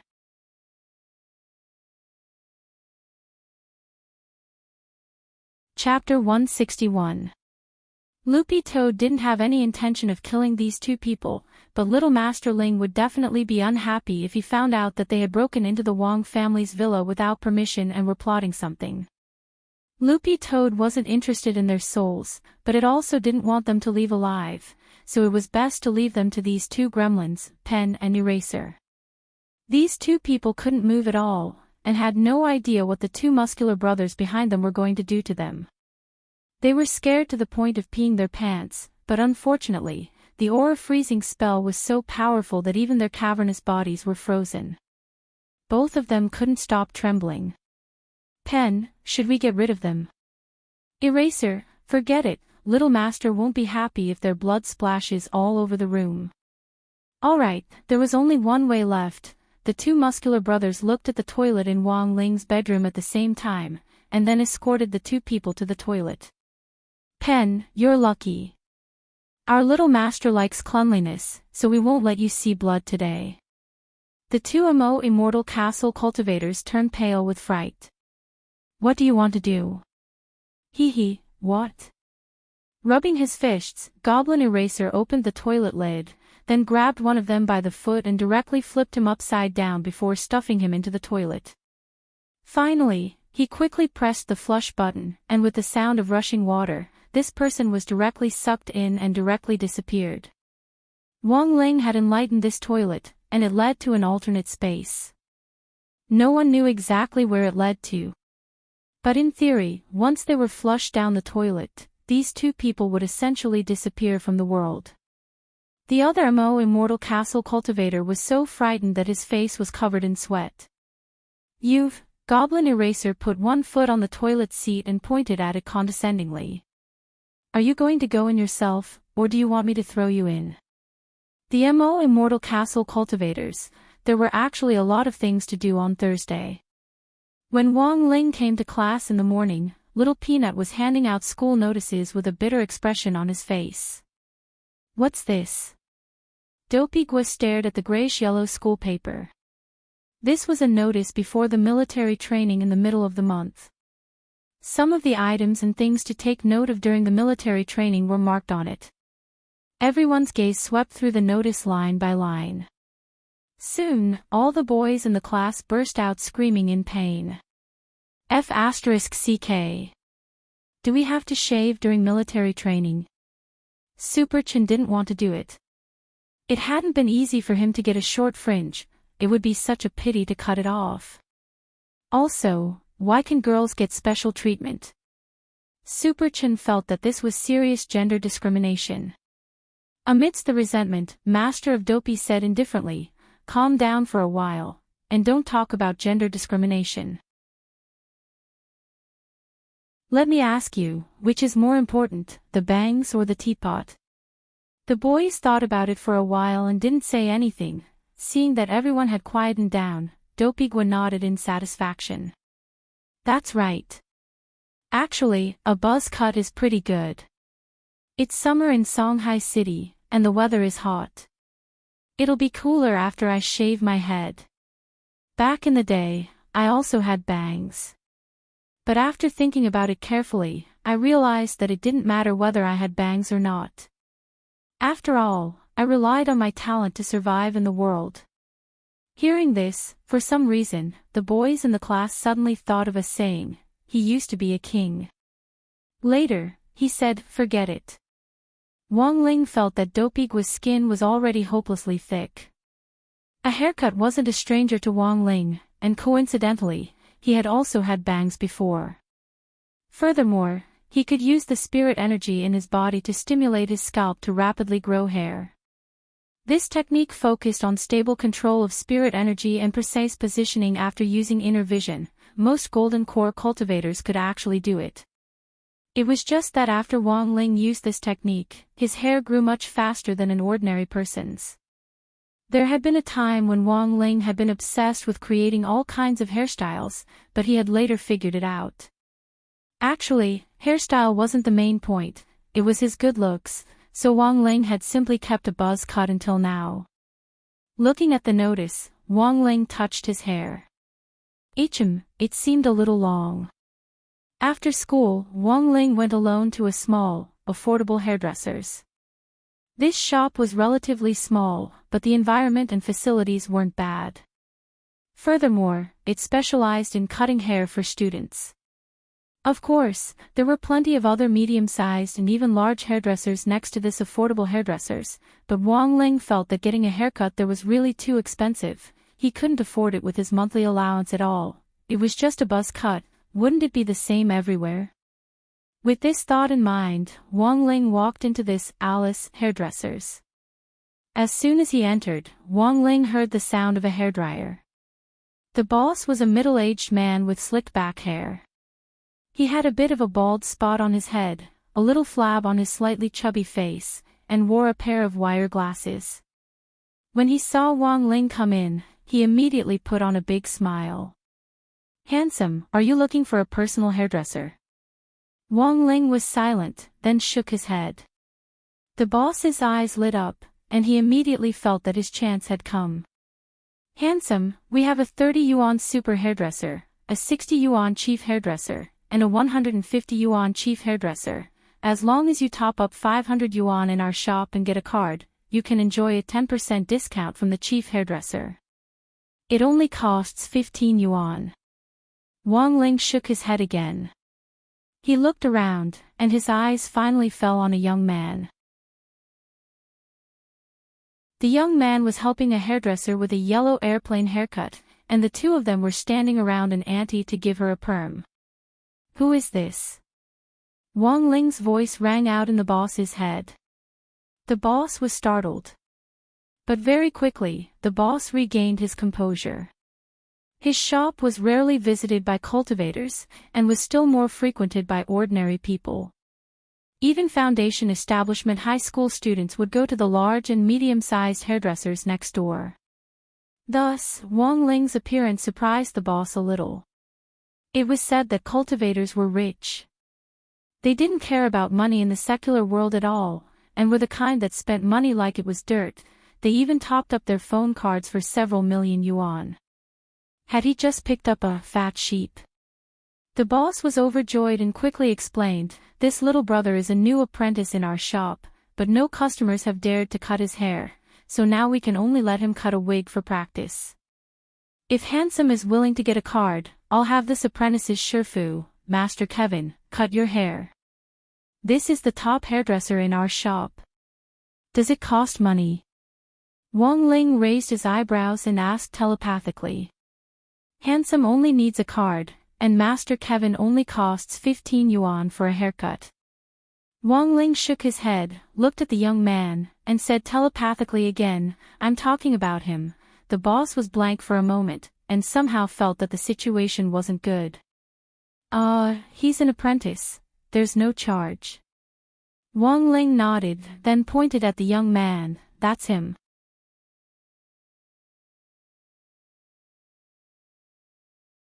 Chapter 162. Actually, Wang Ling felt that he really wasn't a stingy person. Money should be spent where it should be spent, and not a penny where it shouldn't be spent. This was the economic view of consumption that Wang Ling had developed since he was a child under the guidance of father and mother Wang. A haircut was just a trivial matter, and Wang Ling was more willing to spend the money on crispy noodle snacks. He had recently heard that Little Raccoon had released a new flavor, which was indigo wood mustard. Wang Ling planned to buy a packet to try it out. If he could save the money for this haircut, he could buy a few more packets. After a moment of silence in the barber shop, the apprentice brother whom Wang Ling had called out had an incredulous expression on his face. He turned to Wang Ling and bowed solemnly. "Thank you for your trust in me. I will definitely do my best." Wang Ling nodded indifferently, then found a place to sit down. Everyone around him also looked at Wang Ling strangely, because apprentice hairdressers were actually very frightening existences.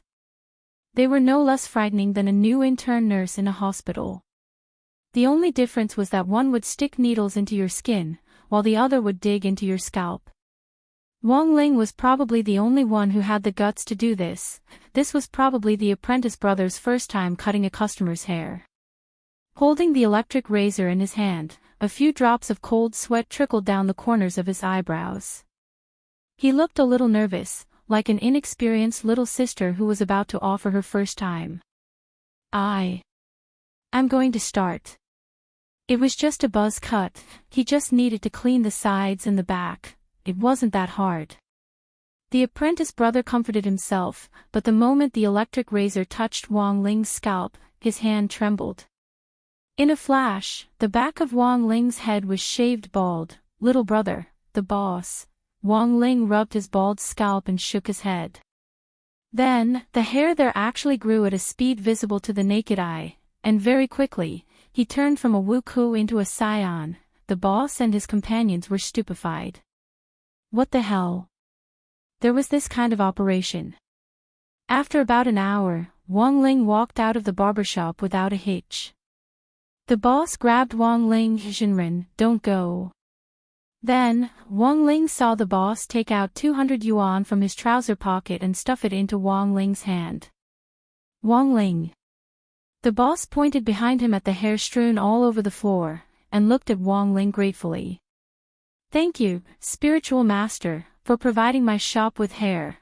The quality of immortal hair is really too good. It can be made into a high-class wig. This 200 yuan is the market price for hair.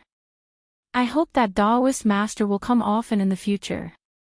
Wang Ling combed his hair and went home, his pockets full of half-price crispy noodle snacks. This time, he had shaved his head and picked up 200 yuan for free, replenishing his stock of crispy noodle snacks.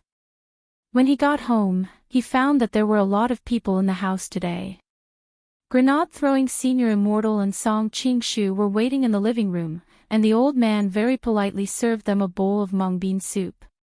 In the summer, old people had the habit of boiling mung bean soup to relieve internal heat. When old man Wang was young, his mung bean soup was a star dish in restaurants.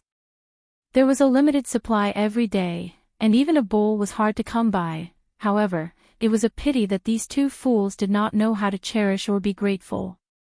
Staring blankly at this bowl of mung bean soup, they started to ponder the meaning of the mung beans in it. In just a short while, they could even clearly count how many mung beans there were in the bowl.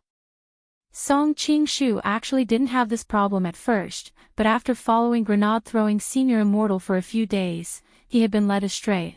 Brother Ling. Seeing Wang Ling appear, grenade-throwing cupped his fists politely.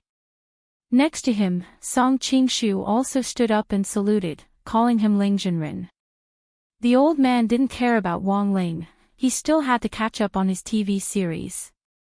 Seeing that Wang Ling had arrived, he hurriedly waved his hand and said to the two of them, "Well, there's more in the pot of mung bean soup. If it's not enough, I'll go get more. You guys talk first." "Okay, thank you, great senior." Grenade-throwing Senior Immortal said sternly and nodded.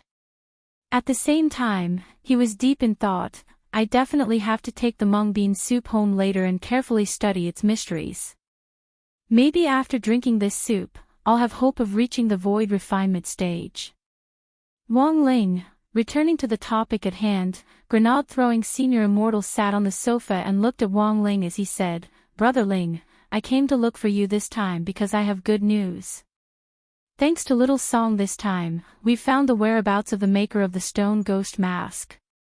Song Qing-shu echoed him. "I only provided a little clue, but thanks to Senior Grenade-throwing Senior Immortal and that Senior Black, they were able to pinpoint the location based on the clue." Hearing this, Wang Ling nodded.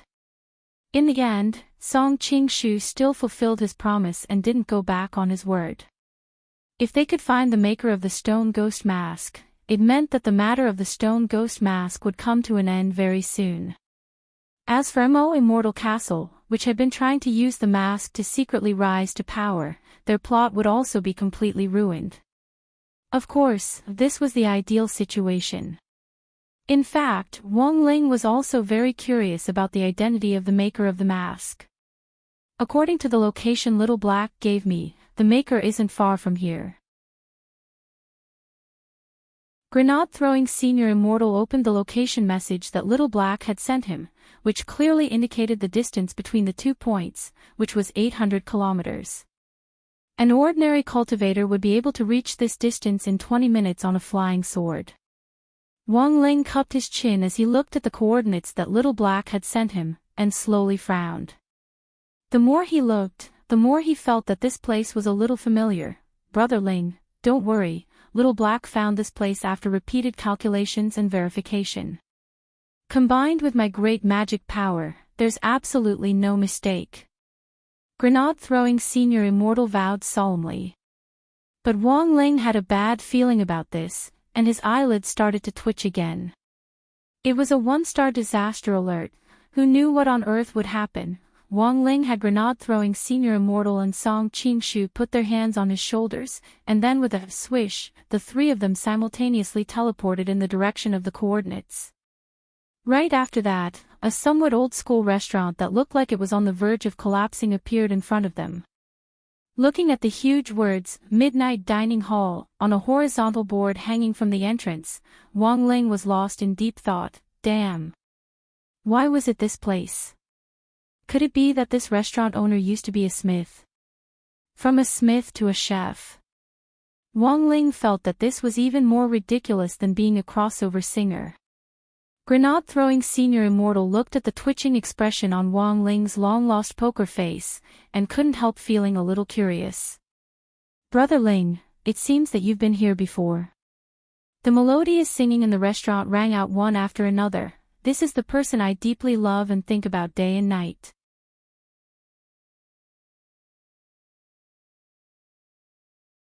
Chapter 163. When the three of them entered, Midnight Dining Hall's boss, Tan Siming, was scrubbing the dishes. The long knife scar on his face and the bitter expression on his face made him look especially ferocious in the dim light. Although it wasn't time for customers to visit yet, the boss was already preparing to receive them at midnight. As for the song, "Old Boys," sung by Tang Yuning, it had been played on an obsolete old-fashioned radio next to the boss. In this day and age, radio stations were no longer very popular, but that couldn't stop people's feelings for radio programs. So although there weren't many radio programs, there were still people doing them. Among them, one had to mention Zhang Yi, the radio's top presenter. He wasn't just a radio presenter, he had a broadcasting background, but was also a very famous filmmaker. He had once written a book about his experiences called I Am a Big Star, and the entire book was filled with all kinds of lyrics, poems, and stories. It always felt like he was showing off his knowledge. As a veteran online novelist, Father Wang also defined the nature of this book as hydrology. Boss Tan was still washing the dishes. When they came in, he almost reflexively pointed at the menu on the wall and said unhurriedly, "That's all there is on the menu. But if you want to eat something else, I can make it for you." After all, apart from Wang Ling, this was the first time grenade throwing and Song Qingshu had come here. Song Qingshu thought for a bit and felt that it wouldn't be polite to interrogate them as if they were criminals without ordering anything, so he asked for 3 large bowls of Laotan pickled cabbage beef noodles. He even took the initiative to settle the bill. 1 large bowl was 20 yuan, and 3 large bowls were 60 yuan. Song Qingshu straightaway threw out a 100 yuan bill, and even waved his hand at Boss Tan to tell him to keep the change. Nouveau riche was capricious. In fact, a grenade-throwing senior immortal had been using Song Qingshu as a human ATM for the past 2 days.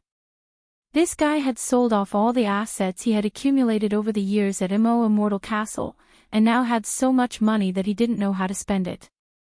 "Thank you." When the boss collected the money, he finally looked up and saw Wang Ling among the 3 people, and his expression instantly changed. Aren't you that 33 yuan and 70 cents creative genius?" Wang Ling, Boss Tan still had an impression of Wang Ling. After all, he was the man who had sold the song Old Boys, which had now spread all over Huaxiu Nation. Such a popular song, along with the lyrics and music, had been sold for 33 yuan and 70 cents, the same as 2 medium bowls of beef noodles. "Boss, do you know this brother of mine?" Grenade-throwing senior immortal asked as he looked at the boss. "He and his father came to my shop to order beef noodles before." Boss Tan answered. Grenade-throwing senior immortal's heart trembled. It turned out that Senior Wang had also been to this shop. It seems like this shop is not simple. This song, Old Boys, you've all heard it, right? After thinking for a while, Boss Tan simply told him about the song Old Boys. Grenade-throwing senior immortal and Song Qingshu were greatly shaken when they heard this. "Brother Ling, you can write songs." Wang Ling nodded shamelessly, his face expressionless.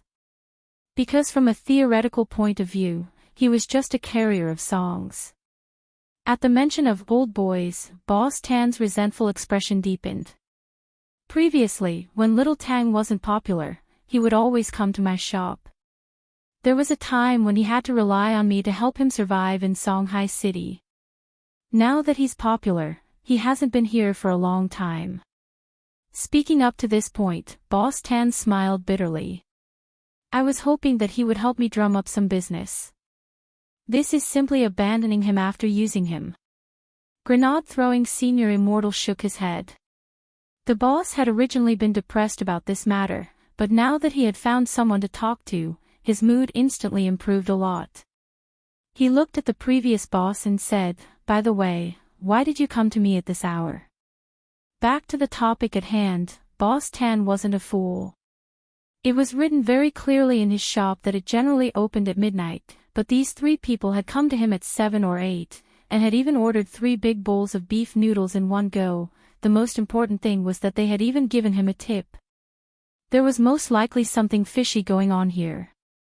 Boss Tan had seen a lot of people over the years, and could sometimes guess what the customers in his shop were thinking just by looking at their expressions.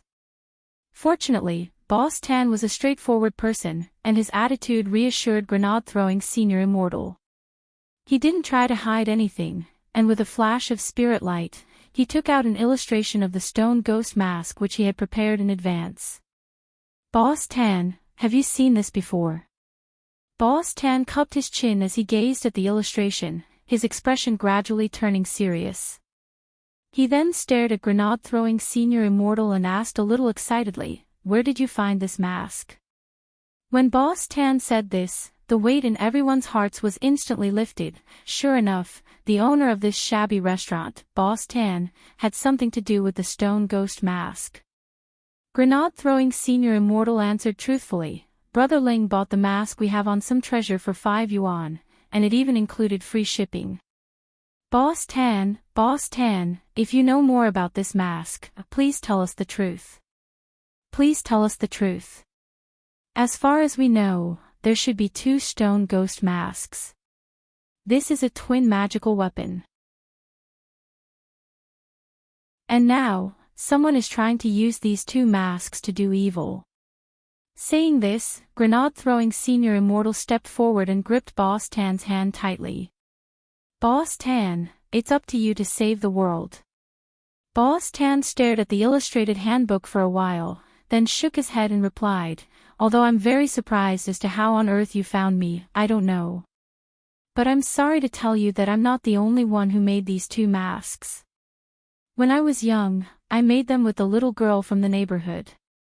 Grenade-throwing Senior Immortal. Made of mud. But there's primordium black crystal in this mask. It's the hardest metal in the entire universe. Boss Tan thought carefully for a moment before saying, "Oh, we did indeed find some black crystals in the mud at the time, so we just put them in." Grenade-throwing Senior Immortal, Song Qingshu, and Wang Ling, the scene fell into a dead silence. Grenade-throwing Senior Immortal took a deep breath. "So, Boss Tan, you're not a smith?" Boss Tan shrugged. "I never said I was. The girl was the one who made the masks, I just cooperated with her in making them. In the end, it was also the dry mud she baked." Grenade-throwing Senior Immortal, "Then, does Boss Tan still have the contact information for that mud-playing little girl?" Boss Tan, "It's been so many years, we haven't been in contact for a long time. But I still remember this girl's name. Maybe you can investigate based on this lead." Grenade-throwing Senior Immortal, "What's her name?" Boss Tan, "Nuwa."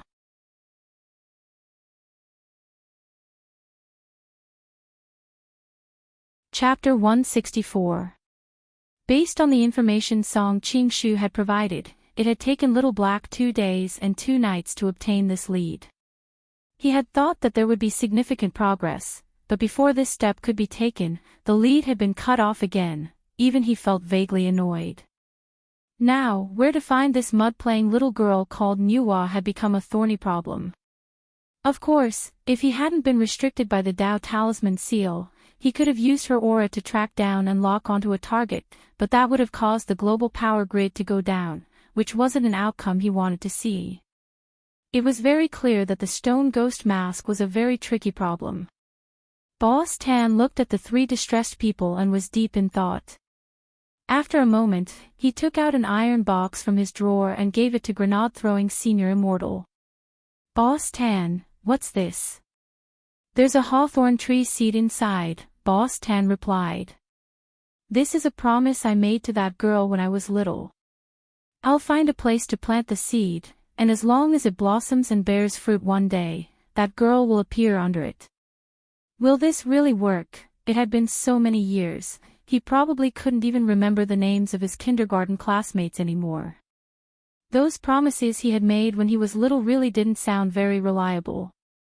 Grenade-throwing Senior Immortal recalled how he had boasted every day when he was little that he would marry all the girls in kindergarten, but now, he was still a single dog. "There's no other way, I can only try everything I can." Grenade-throwing Senior Immortal opened the iron box, picked up the hawthorn tree seed inside, and sighed.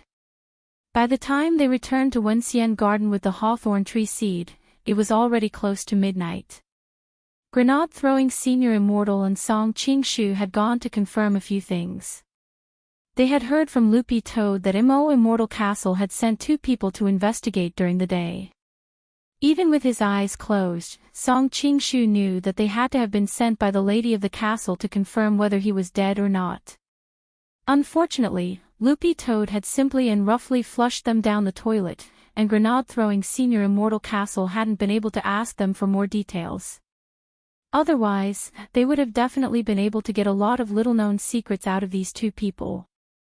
Be careful in the next 2 days. Those people definitely know that you're not dead. Grenade-throwing Senior Immortal told Song Qingshu as he planted the hawthorn seed in his backyard. Don't worry, Senior. Senior Wang hasn't taken back his long johns yet. Song Qingshu replied. Grenade-throwing Senior Immortal broke out in a sweat. Most enchanted magic treasures have a time limit, and Brother Ling will probably enchant them again regularly.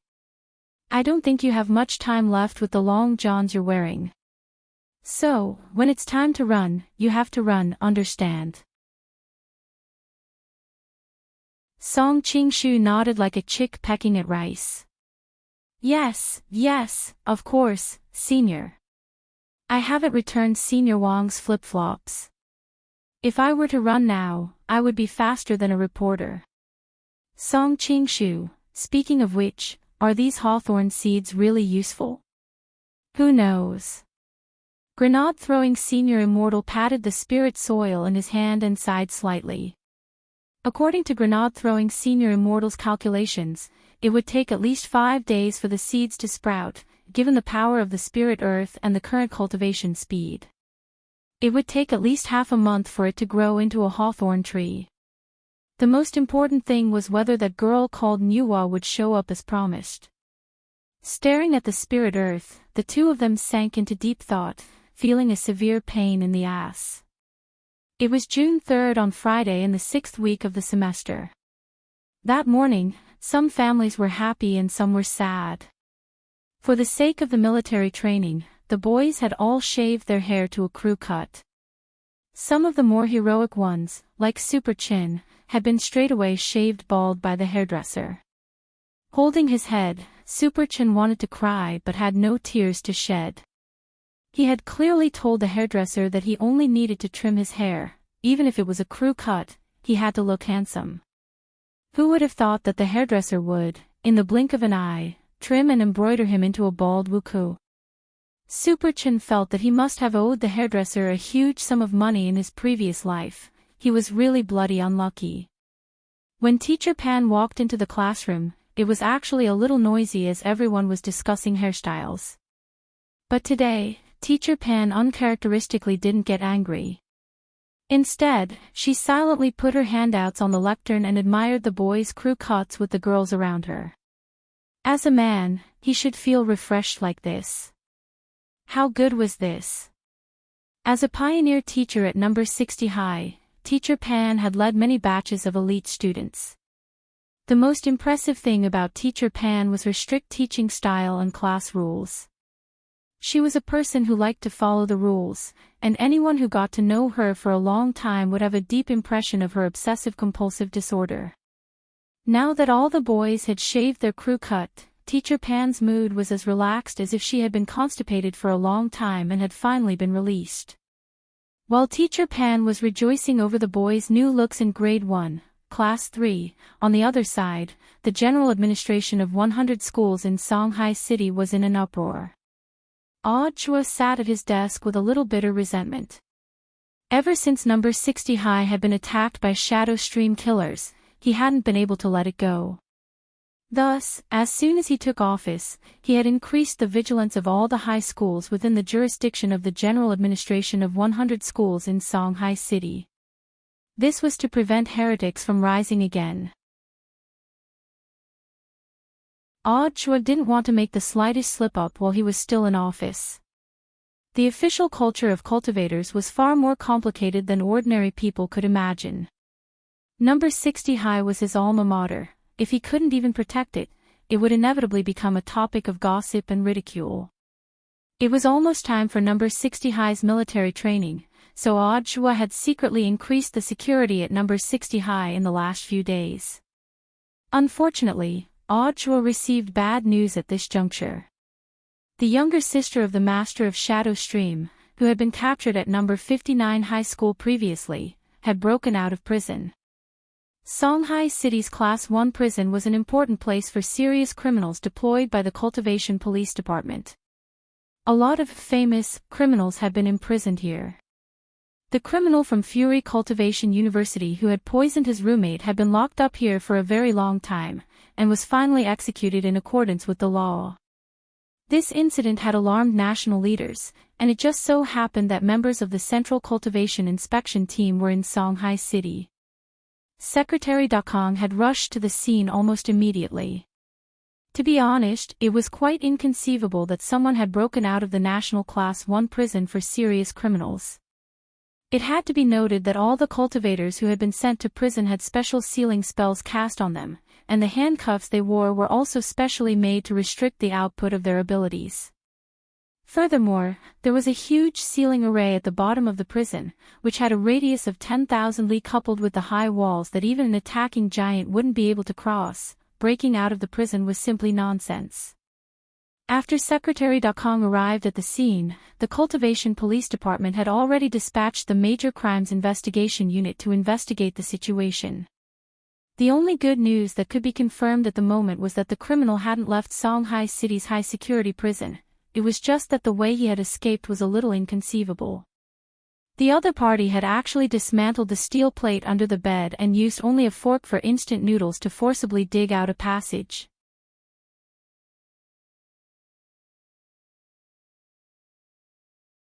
Chapter 165.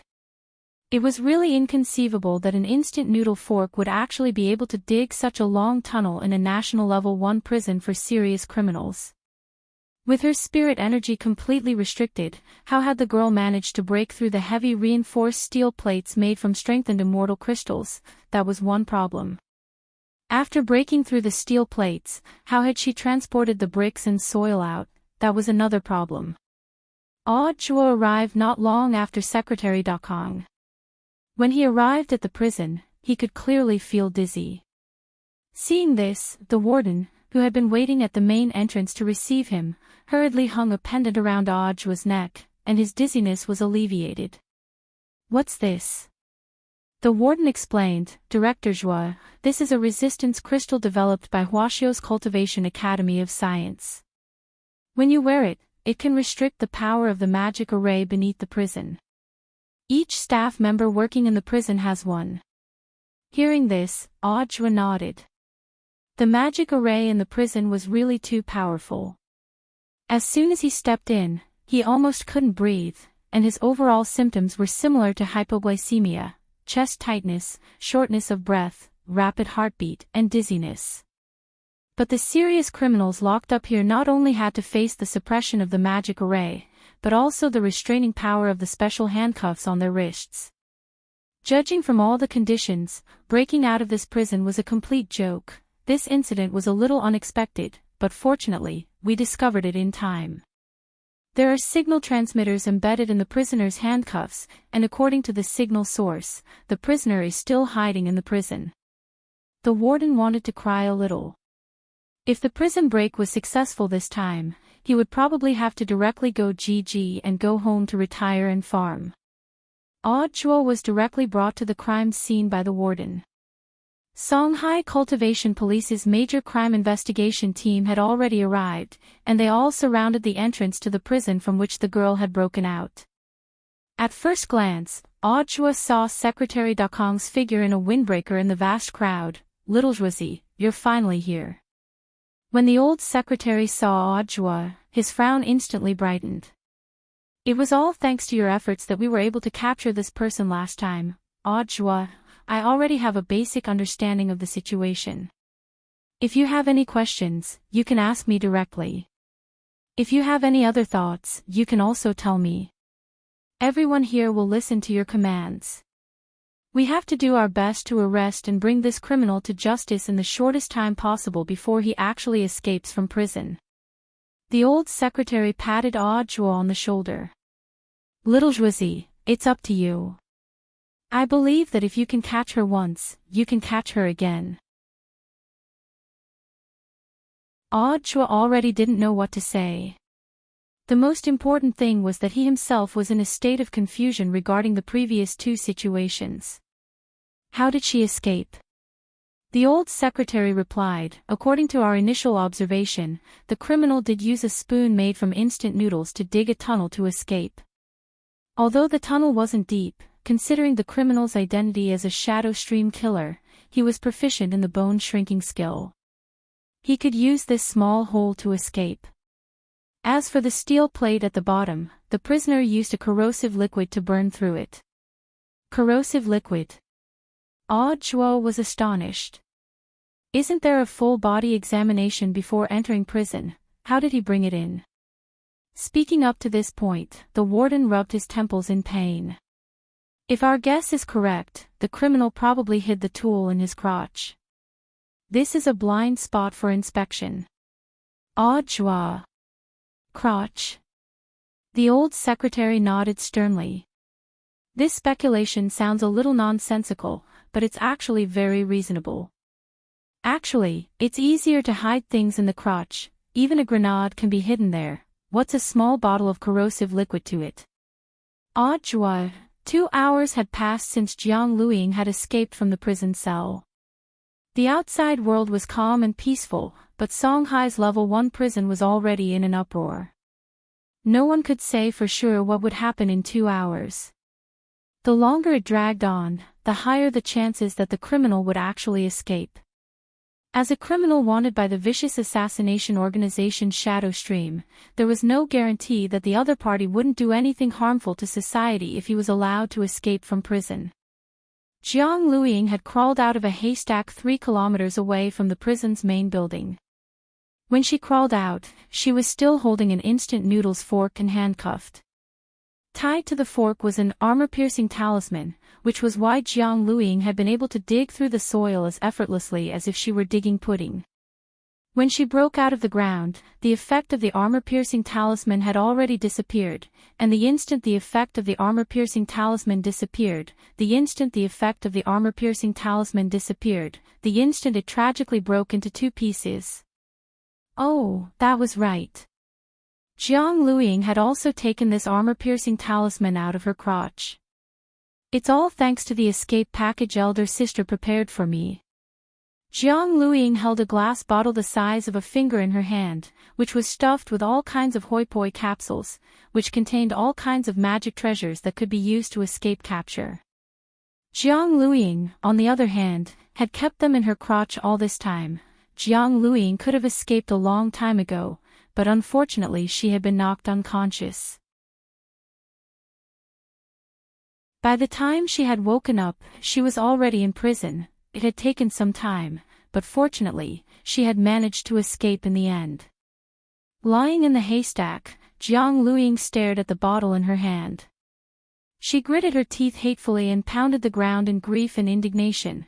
Those damn cats and high school students, they made me suffer so much here, just you wait. Jiang Luiying narrowed her eyes, a hint of malice in them. Her top priority now was to think of a way to escape from here. Jiang Luiying was well aware that although she had escaped from the cell, she hadn't truly escaped the prison. Furthermore, she had a hunch that she was being watched. I have to think of a way to undo these damn handcuffs first. After calming down, the girl stared at the handcuffs in deep thought. These handcuffs were made of stainless steel, the material was very special, and had the ability to suppress spirit energy. Coupled with the restrictive array at the foot of the prison, the spirit energy she could now use was so minuscule that it wasn't even worth mentioning. However, Jiang Luiying still thought of another way. She took out a hoi poi capsule from the glass bottle, which contained the last armor-piercing talisman. Taking it out of the capsule, the girl stuck it to her 36D chest, as if she had cut off all means of retreat. Then, she took a deep breath, she placed her hands flat on a rock and tried to put as much distance between them as possible. After that, she lifted her upper body and flung it violently, boom.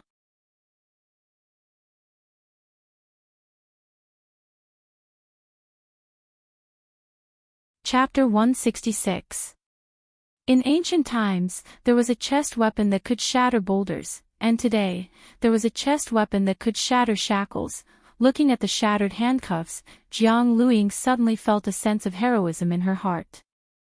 She felt that she had accomplished an unprecedented feat. The main reason was that this armor-piercing talisman was just too useful.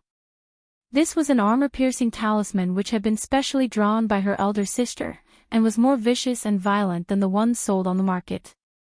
That was why it could generate enough force to directly shatter the handcuffs. Without the shackles of the handcuffs, Jiang Luiying felt that her spirit energy had recovered significantly.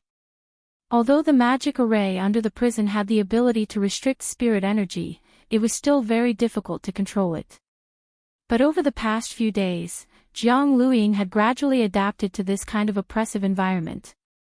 She had 2 golden cores inside her body, which was like having 2 CPUs at the same time. Her spirit energy worked faster than an ordinary person's, and even in such a restrictive environment, she could still exert half of her strength. This had played an important role in her escape from the prison. Without the help of the prison resistance crystal, it would be nonsense for an ordinary felon to escape from the prison's magic array and the handcuffs on their hands. But now, the girl felt that her chances of escaping were much higher. This prison was quite large, and she had just escaped from the main building. His current location was a training area 3 kilometers behind the main building. It was a small forest. It had originally been a place for prisoners to exercise, but now it had become a hiding place for Jiang Luiying to escape. If she dashed out so brazenly now, the prison officers who were already searching nearby would immediately find her. What Jiang Luiying needed to do now was to use the invisibility talisman and the escape package to find the sewer that led outside the prison as soon as possible. Then, while the armor-piercing talisman's effect was still active, she would use the chest weapon to smash a hole in the barrier outside the prison. Otherwise, there was no way she could break through the prison's high walls, which were ridiculously thick. Now that things had come to this, Jiang Luiying had no other choice. If she wanted to escape from here, she could only make one last attempt. In the forest, the girl gritted her teeth, circulated her spirit energy, and stuck the invisibility talisman on her body, then swiftly flew off in one direction. Half an hour later, the prison guards patrolling outside found the broken handcuffs on the ground, and Secretary Sun and Audiobook quickly led a group of people to the scene. When the warden saw the handcuffs that had been reduced to pieces, his heart trembled with fear, and a distressed expression appeared on his face. How did the other party destroy these handcuffs made of special materials under the restriction of the ceiling circle and the handcuffs? Since the enemy has the ability to escape, destroying the handcuffs should be expected. Secretary Dakong gazed at the shards of the handcuffs and pondered a little. But what on earth could have such destructive power? Little Zhuizi, do you have any ideas? Audiobook was at a loss. The old secretary continued to speculate. The handcuffs of the first-class prisons in the country are all made of extremely dense and pure dark steel. This girl can actually cause such great damage to the handcuffs. This is enough to prove that they must have some kind of weapon of mass destruction on them. Warden, old secretary, do you think that this prisoner will harm the other felons in our prison? That's not it. Secretary Sun shook his head. This girl's #1 goal now is to escape, so the weapon of mass destruction she's carrying is very likely to be used to destroy the prison's high walls or the barrier outside the walls. As soon as he finished speaking, a deafening roar traveled into everyone's ears. The warden held a walkie-talkie in his hand. Hurry up and check. What's that sound? Very quickly, several prison guards on the other end of the walkie-talkie reporting. We found the target. The target is destroying the barrier. Warden, then hurry up and subdue the target. Prison guard, reporting. The target is moving very fast and seems to have used an invisibility talisman. We're using a scanner to locate the target. Warden, after locating the target, immediately seize the weapon and arrest her. Seize the weapon. Outside the high-class prison's barrier, the girl's figure was exposed under the scanner. A group of prison guards stared at the girl who was holding her chest and smashing the barrier with all her might, and couldn't help falling into deep thought. It was June 4th on Saturday in the 6th week of the semester. When Wang Ling got up in the morning and turned on the TV, he noticed that the same news was being repeated on all the channels. At around 1800 hours last night, a felon from Songhai's high-class prison destroyed the barrier and successfully escaped. Wang Ling was surprised to discover that this girl was actually the person who had been captured at number 59 high school back then. According to the relevant investigation by the Cultivation Police, it had been confirmed that this girl was in fact the younger sister of the master of Shadow Stream. It was precisely because of this identity that the girl hadn't gone through the judicial process at that time, and had been directly sent to Songhai First Prison to be locked up. Wang Ling calculated carefully that it had already been 3 weeks, or almost a month, since the incident had happened. There are so many prison guards in the prison, but they can't even keep an eye on a girl. The old man sat in front of the TV and drank some vegetable porridge before directly turning it off. "Dad, why did you turn off the TV?" Father Wang was watching happily, because he realized that this girl's breasts were quite big. Of course, this wasn't the main point. The main point was that Father Wang was more curious about how this girl had broken out of prison, and wanted to see the follow-up news report. The old man shook his head. "Even if the news doesn't continue broadcasting, I can probably guess what's going to happen. Based on the usual news routine, when something this big happens, the relevant department leader will most likely shift the blame to someone else. If you don't believe me, I'll turn it on again for you to see." The old man turned the TV back on. Coincidentally, the news was at the same time that the person in charge of Songhai First Prison was making a statement. Surrounded by cameras and microphones from reporters from all over the country, a prison warden who looked to be in his late 20s had a gloomy expression on his face. "I'm very sorry to have caused everyone to worry. Actually, the situation this time isn't as serious as we thought. We've already issued a national wanted order, and we've already found clues leading to the fugitive's escape. We'll immediately organize forces to arrest and bring the fugitive to justice." A female reporter wearing black-rimmed glasses asked, "Warden Liang, can you explain the main reason for the fugitive's escape this time?" "Actually, the mistake this time was that our prison used newcomers. These newcomers aren't very familiar with the job, so when the fugitive was taken into custody in the prison." Speaking up to this point, this Warden Liang lowered his head with a sorrowful expression.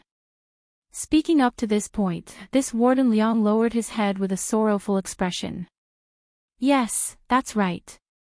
All of this is the fault of the temporary workers."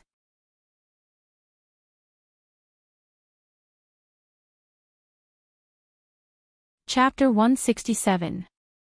Just like that, the glorious temporary worker was once again implicated.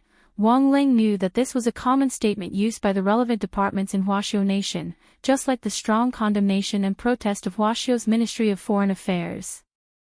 This set of rhetoric had been carefully designed, and it was suitable for all kinds of interview questions.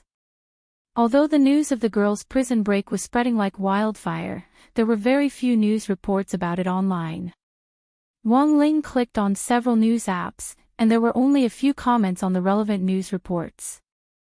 It was very obvious that this matter had been suppressed, just like Mother Wang's groping incident last time. Warden Liang had played it down on TV, but Wang Ling had a bad feeling looking at the news reports.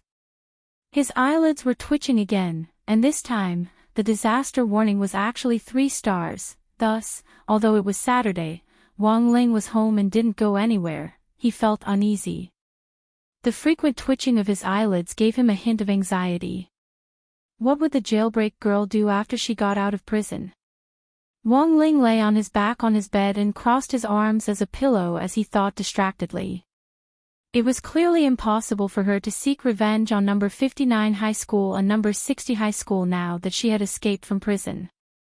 Most of the students in the school were on vacation. Even if they came looking for trouble, there were still so many teachers on duty who wouldn't give this Shadow Stream killer an opportunity to take advantage of. Looking for Wang Ming sounded even more unreliable. Huaxiao's top leaders all knew about the grudge between the strongest brain and this Shadow Stream girl. Once the news of her prison break got out, they would definitely send more people to protect Wang Ming. Then, the only person left to swiftly retaliate against in a short period of time was black charcoal. When a person had nowhere to vent their anger, they would naturally look for a soft persimmon to pinch. Wang Ling felt that Jing Tan was now in a very dangerous situation. Wang Ling turned into a white Persian cat and once again appeared under that old willow tree in number 59 high school. Considering the urgency of the situation, Wang Ling had directly teleported over. Wang Ling carefully sensed his surroundings and realized that it was all quiet and there was no sound at all. He lay down at the mouth of the tree hole and sensed for a moment, but there wasn't the slightest trace of an aura inside. Whether it was the original chief of staff, Battalion 1 Commander the Monk, or Jing Tan's Cavalry Battalion, Infantry Battalion and Air Force, none of them were here. Wang Ling opened his eyes and used the Heavenly Eye flashback spell. The scene in front of him started to flow backward, but he didn't capture any information. This proved that charcoal had left at least half an hour ago. What's more, they had turned out in full force. They brought along all the fellows in the cave and were fully armed. Even the Yadali cannon in the cave had disappeared. Where did they go? He was very worried about Jing Tan's safety. Through his aura search, he could confirm that Jing Tan and the others were already far away from Peiyuan district. It had been at least 12 hours since they left the tree hole, which was earlier than he had expected.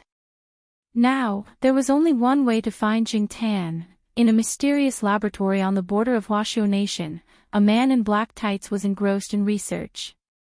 In his hands were the blueprints for the Armstrong Cyclone Jet Armstrong cannon.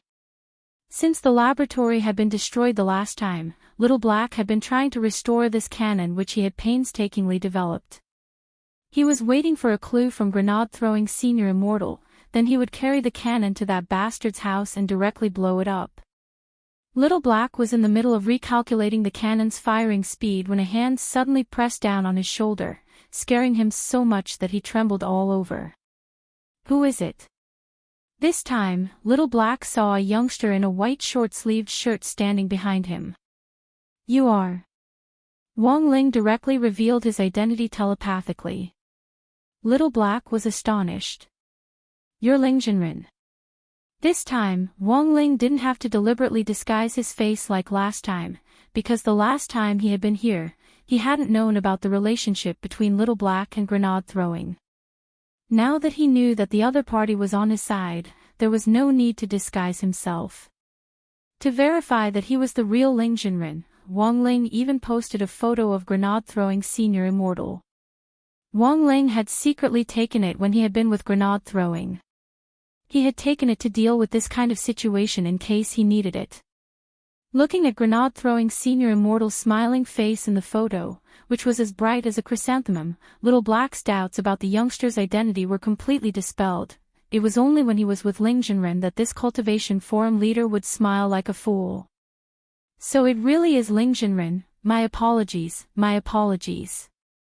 Little Black cupped his fists excitedly, so this was the big shot who was going to help him find that bastard who had destroyed the lab. He actually looked so young. What business do you have with me, Ling Jinren?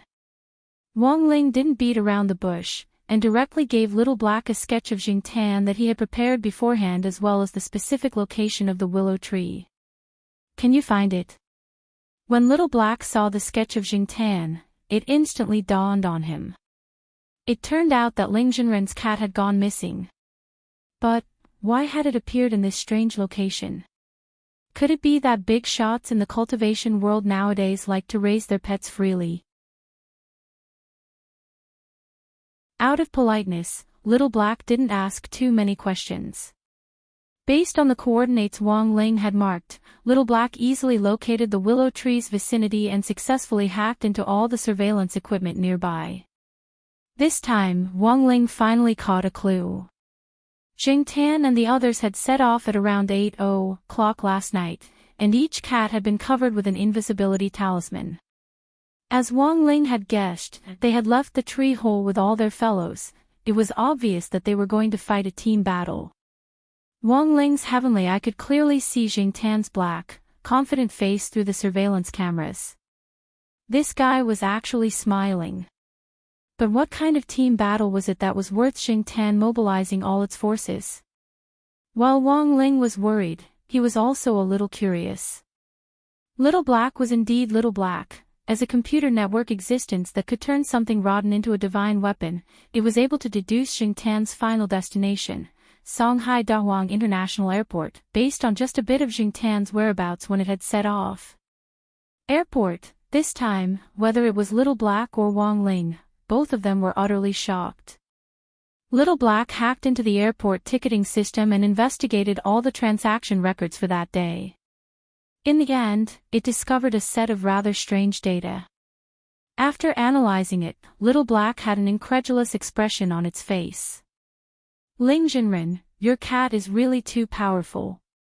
It actually chartered its own plane. Wang Ling was startled by Jing Tan's actions.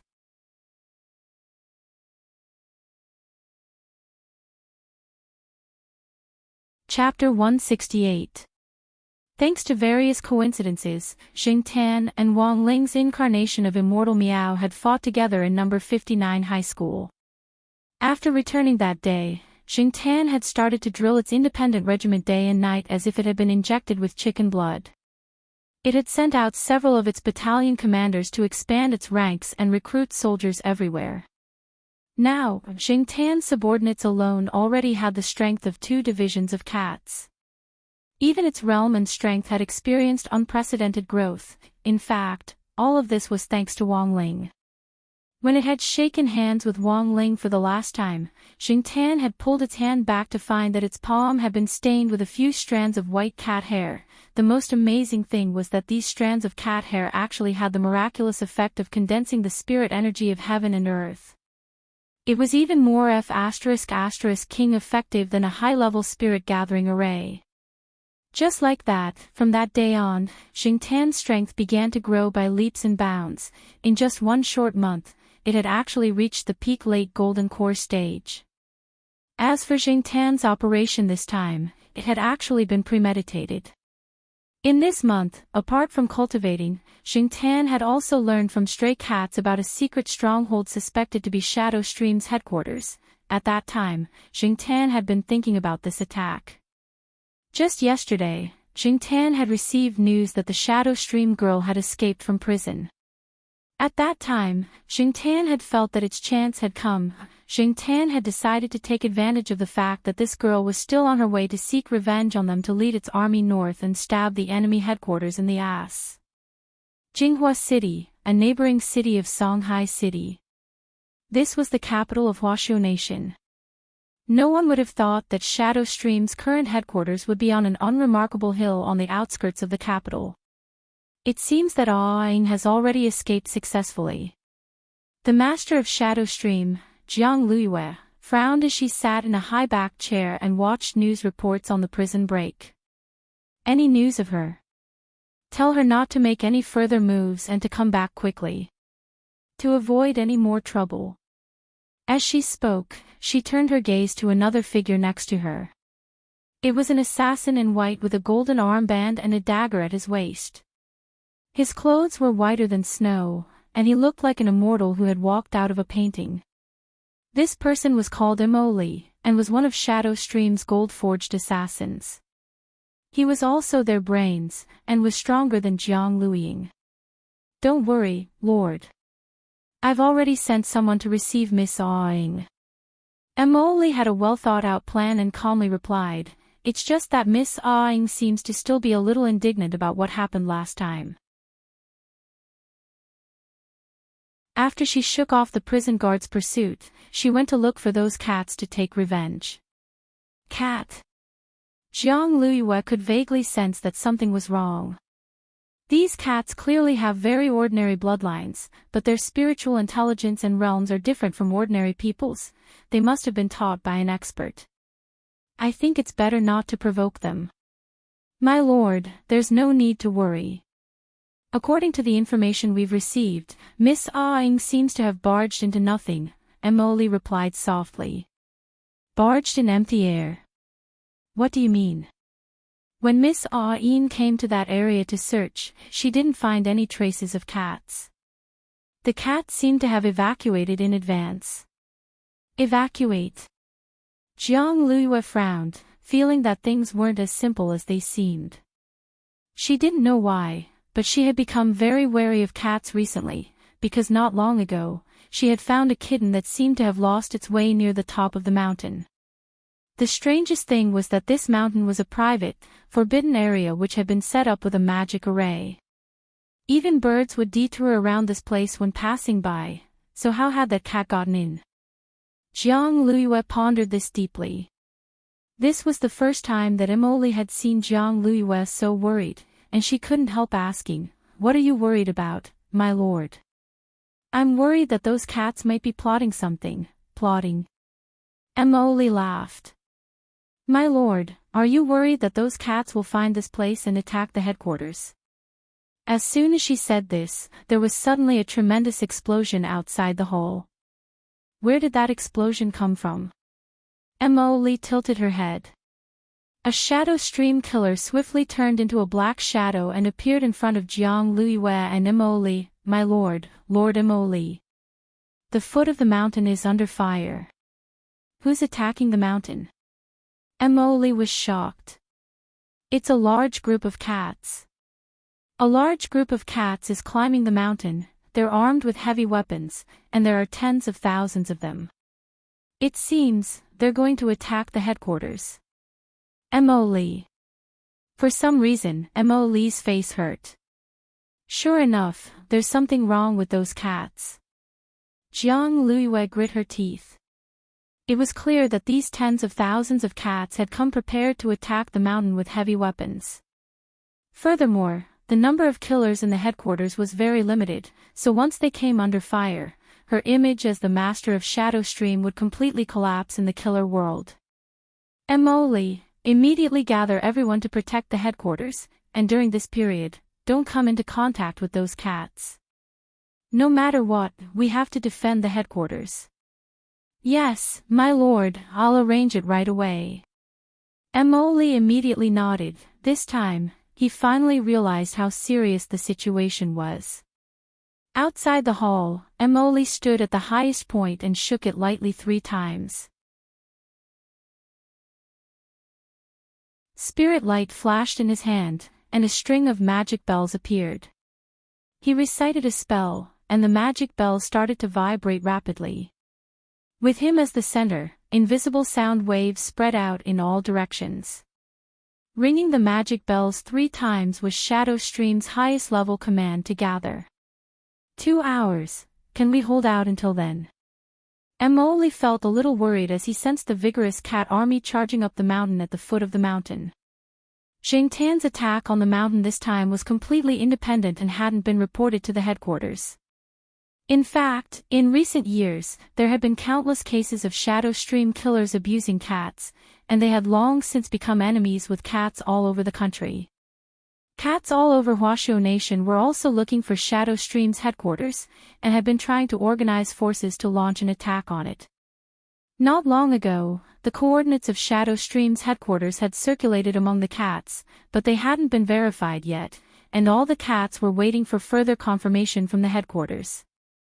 But no one had expected that before the headquarters had finished verifying the coordinates, Xingtan would actually make the first move. Xingtan's independent regiment was quite famous among the cat army led by the 3 cat tyrants, Tang Shi, Song Xiai, and Yuan Chu. In the last few years, under the leadership of the 3 cat tyrants, the little tigers had been spread out all over the country, and had been secretly observing the movements of Shadow Stream killers everywhere. Thus, with Xingtan's attack on the mountain, all the stray cats in the nearby cities had been mobilized. Back then, Yuan Chu's capable cat General Li Yuanba had led the new cat army to catch a glimpse of Shadow Stream killers' movements. Li Yuanba's new cat army was in Dongbei City, which was above Jinghua City. At that moment, in an abandoned sewer in Dongbei City, a sturdy yellow short-tailed cat from the new cat army headquarters was looking at a map with two staff cats at its side. Currently, Shadow Stream killers in Dongbei City are gathering in a short period of time and are trying to head for the capital, Jinghua City, said one of the cat staff officers. Li Yuanba, what mission are they carrying out this time? They probably aren't. They're anxious to get closer to Jinghua City and aren't in the mood to fight. When they encounter a small disturbance from our cat army, they will quickly break away and take a detour. 2 days ago, Jingtian kept telling me that it was going to make big news. It looks like something big has happened. Li Yuanba narrowed its eyes and murmured softly, otherwise, this bunch of Shadow Stream killers wouldn't be so desperate to get closer to Jinghua City. That guy's headquarters must be there. Cat staff officer, does Commander think that Shadow Stream's headquarters has been attacked? Jingtian only has one independent regiment, and they dare attack the headquarters. Li Yuanba chuckled. Hee, why wouldn't they dare? There's nothing in this world that Jingtian doesn't dare to do. If it had 1 or 2 divisions, it would have King wiped out Shadow Stream long ago.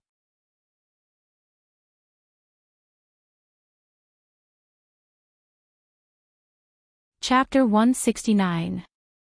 Sitting cross-legged on the ground, Li Yuanba slapped its thigh with its thick cat paws. Pass on my order, the entire regiment is to assemble immediately. Use harassment tactics with 0 casualties and do everything in your power to delay this group of Shadow Stream killers. We must delay them all before Jingtian officially attacks Shadow Stream's command center. Staff Officer Cat, Regiment Commander, should we ask our superiors? The corner of Li Yuanba's mouth twitched. Ask for instructions. There's no time for that, opportunities change in the blink of an eye and are fleeting. The old chief is so busy, let's not disturb him. Rather than miss a good opportunity, it's better to attack decisively. Even if this group of people is going to offer birthday congratulations, we can't let them succeed. The cat staff officer was immediately speechless. Because it seemed to already see the end. In fact, all the cats in the regiment could guess that, given the relationship between Li Yuanba and Jingtian, as long as Jingtian took action. Even if it hadn't informed Li Yuanba beforehand, as long as Li Yuanba heard the news, it would definitely give its full support.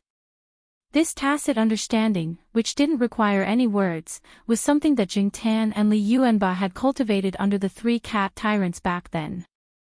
Common cats couldn't understand this ironclad tacit understanding and friendship at all. The cat staff officer next to Li Yuanba sighed in its heart. With Li Yuanba's attack, there would probably be a chain reaction among the stray cat regiments in nearby cities, and the stray cats in several cities would be thrown into chaos. Furthermore, was it really possible to achieve 0 casualties? Of course, Li Yuanba wasn't Jingtian's only hardcore brother. Everyone knew that the 3 cat tyrants Tang Shi, Song Ci, and Yuan Chu had cultivated the 4 great guardian deities back then. Jingtian was a soldier under Thunderbolt Tiger Tang Shi, Li Yuanba was a soldier under Obedient Tiger Yuan Chu, and the last little handsome tiger, Song Ci, had cultivated the remaining 2 great guardian deities, Yun Fei and A Huang. Yun Fei and Jingtian's fate had started with the color of their fur, they were both black cats.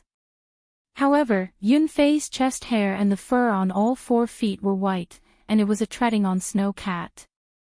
Some people said that Yun Fei's breed was treading on snow on all 4s. Back then, Yun Fei and Jingtian had trained and carried out missions together at night, and thus had established a deep relationship. Now, Jingtian had become the commander of an independent regiment, while Yun Fei was also leading another regiment. Regiment number 358, this number had a special meaning for Yun Fei. Back then, it had carried out exactly 358 missions with Jingtian. Yun Fei's Regiment 358 was probably the closest geographically to Jingtian's independent regiment, as they were both in Songhai City. Jing Tan found a tree hole to be the regiment's headquarters, while Yun Fei found a shit-shoveling officer who was willing to do everything for it, and lived comfortably in the villa. This large villa was the headquarters of Yun Fei's 358th Regiment. The neatly arranged cat house in the backyard of the villa belonged to Yun Fei's subordinates. Of course, these cat houses had all been developed, just like Jing Tan's tree hole. There were many different types of cat houses, such as those for the cavalry, those for the infantry, and those for the artillery. And Yun Fei's own command center. After Jing Tan had left Songhai City to launch an attack and Li Yuanba had issued an order for reinforcements, Yun Fei was the third person to realize this large-scale battle. In Regiment 358's headquarters, Yun Fei was looking at a map. Which guy is so bold as to actually launch an independent battle? Yun Fei's cat staff officer. Based on recent operations, only Jing Tan's independent regiment has been able to rally forces in a short period of time and arm themselves into the capital to launch an attack. Also, based on the location on the map, that place is Shadow Stream's headquarters. Those coordinates were just a rumor at first, but I didn't expect Commander Jing Tan to be one step ahead of us and launch an attack. Yun Fei frowned and rubbed its face with its snow-white paws. That's not right either. Jinghua, Dongbei, Songhai, they're all at war. The entire South China cat army is in chaos. This Jing Tan is too bold. Cat staff officer, commander, what should we do now? Yun Fei, what else can we do? Of course we have to think of a way to stop the enemy reinforcements. Inform the artillery battalion to bring out all the latest weapons. Remember, those Shadow Stream killers are quite ferocious, we just need to harass them as much as possible. Smoke grenades, flash grenades, noise grenades, fire everything that needs to be fired. Cat staff officer, ah. Do we have to use that Lu Baobao brand flash grenade as well? Yun Fei, use it first. Afterwards, I'll have Jing Tan reimburse me. Even if Jing Tan isn't the one organizing the attack this time, my 358 regiment will still help out. Cat staff officer, of the four great guardian deities, the last to receive the news was Ah Huang. Ah Huang was a yellow tiger, and it had been rather miserable when it had been born, having been castrated by its owner. Not long ago, it had even suffered from depression, and it was Jing Tan who had helped Ah Huang out of this psychological shadow, so it had a very deep friendship with Jing Tan. Ah Huang's new regiment was in southern Yan, between Jinghua and Songhai. When it received the battle report, Huang was drinking a little wine in the sewers. The chief of staff next to Ah Huang reported the situation with a solemn expression on his face. We've just received word from our friendly forces liaison officer that Li Yuanba's new cat army as well as some local stray cat organizations have all joined the battle. Huang, Chief of Staff. Even Yun Fei's 358 regiment is muddle-headed. They haven't received any instructions from their chief, and have no idea what's going on. Ah Huang, ha ha ha ha. It must be that guy Jing Tan. That guy is F*** King stirring up trouble again. Chief of Staff, does Commander think? Commander Jing Tan is making a move. The coordinates of that place seem to have only recently been confirmed to be Shadow Stream's headquarters. The chief hasn't given any instructions yet, but that guy is actually making a move ahead of time. Who knows what that guy is thinking? Its independent regiment has a grudge with Shadow Stream to begin with. Maybe it's trying to gain the initiative by striking first. Ah Huang wagged its tail and chuckled. I've been mobilized by this guy's attack. It's even more awesome than the chief.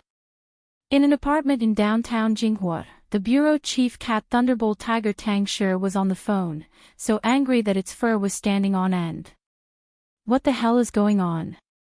If you don't even know what's going on, then what are you doing? Is your head made of a chamber pot? Obedient Tiger Yuanxiu pressed its hands on the table with a pained expression.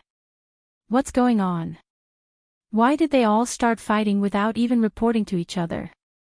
Who's commanding the battle? F***K, they should have at least played a game before fighting. Who can tell me what the hell is going on? Omnipotent immortal meow. If only you were here.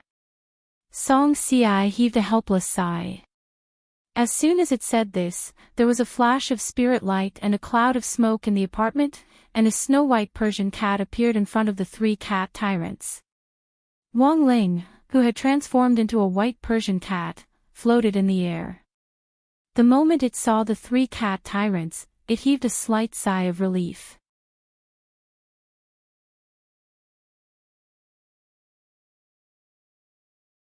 Chapter 170.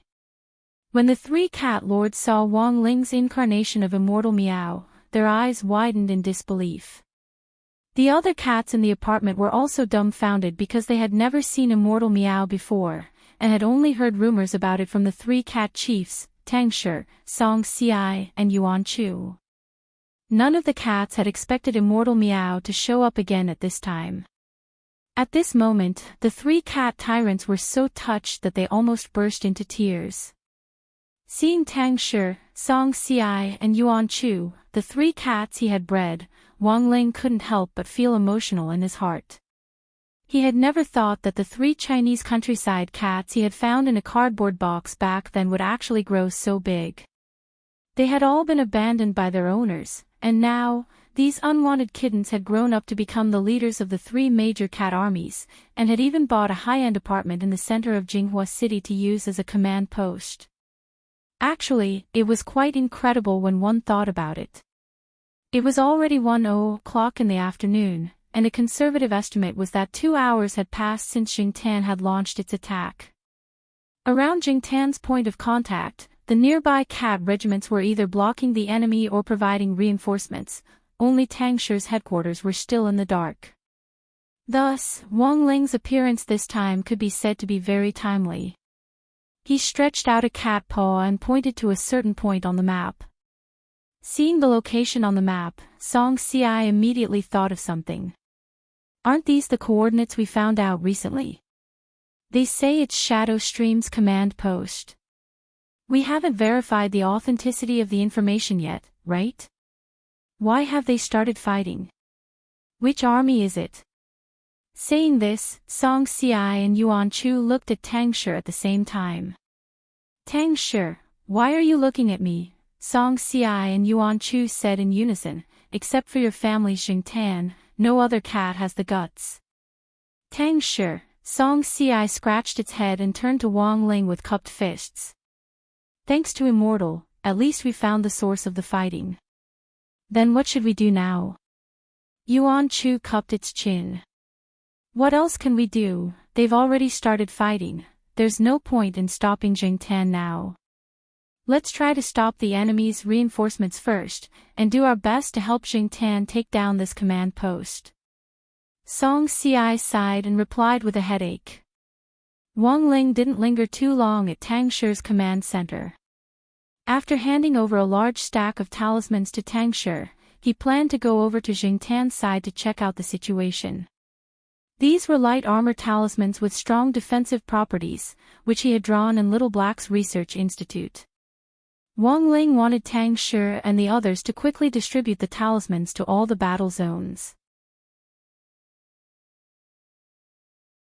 On top of the light armor talisman's original effect, Wang Ling added 2 identification spells and a dispersion spell. Within the effective area of the talisman, all cats would be automatically identified by the talisman and automatically connected for protection. Actually, the principle was pretty much the same as Wi-Fi. Oh, that was right, he had stolen this idea from the Wi-Fi pill that Immortal Toya was working on. It was already 1:30 in the afternoon, and Shadow Stream's hidden command post on the hilltop was still doing its best to block Jingtan's offensive. A total of more than 20 Shadow Stream killers surrounded the headquarters, doing their best to cast all kinds of defensive spells and construct a defensive barrier. Before Shadow Stream's reinforcements arrived, there were only 20 or so miserable people left in the command post. Commander, all sides are now maintaining an absolute advantage in their attacks, and we haven't suffered any casualties. Battalion 1 Commander the monk was giving a brief report to Jingtan, who was commanding from the rear. Everything was within Jingtan's expectations. There weren't many people in Shadow Stream's command post to begin with, even though some of them had higher realms. But once they were on the defensive, this realm was useless here. This group of killers was best at going around the back, stabbing and bursting out. As long as they could defend against this, they would be trapped on the hilltop and forced to construct a defensive array. This battle plan would already be halfway to success. Do we have enough artillery shells? Jingtan asked as it raised its high-powered military binoculars and looked at the hilltop. Enough, 2nd Battalion Commander brought a lot this time. The monk replied. Jingtan, that's good. This time, our regiment has brought a total of 30 Yadali cannons, which gives us a sufficient advantage in terms of firepower. Pass on my orders. Tell 2nd Battalion Commander not to be stingy with his artillery shells, and to bombard us continuously. Yes. Commander. The monk replied. The continuous barrage of the Yadali cannons was very uncomfortable for the Shadow Stream killers on the hilltop, and they were doing their best to hold up the barrier. Feeling the fierce bombardment from outside, some of them felt their perlicues go numb from the shock. A Yadali cannon's durability was 10 times, and it would use up 1 time after firing 30 artillery shells. Thus, given that there were sufficient artillery shells, a Yadali cannon could fire 300 shells. The most important thing was that the power of this artillery shell was comparable to an all-out attack from a middle golden core cultivator.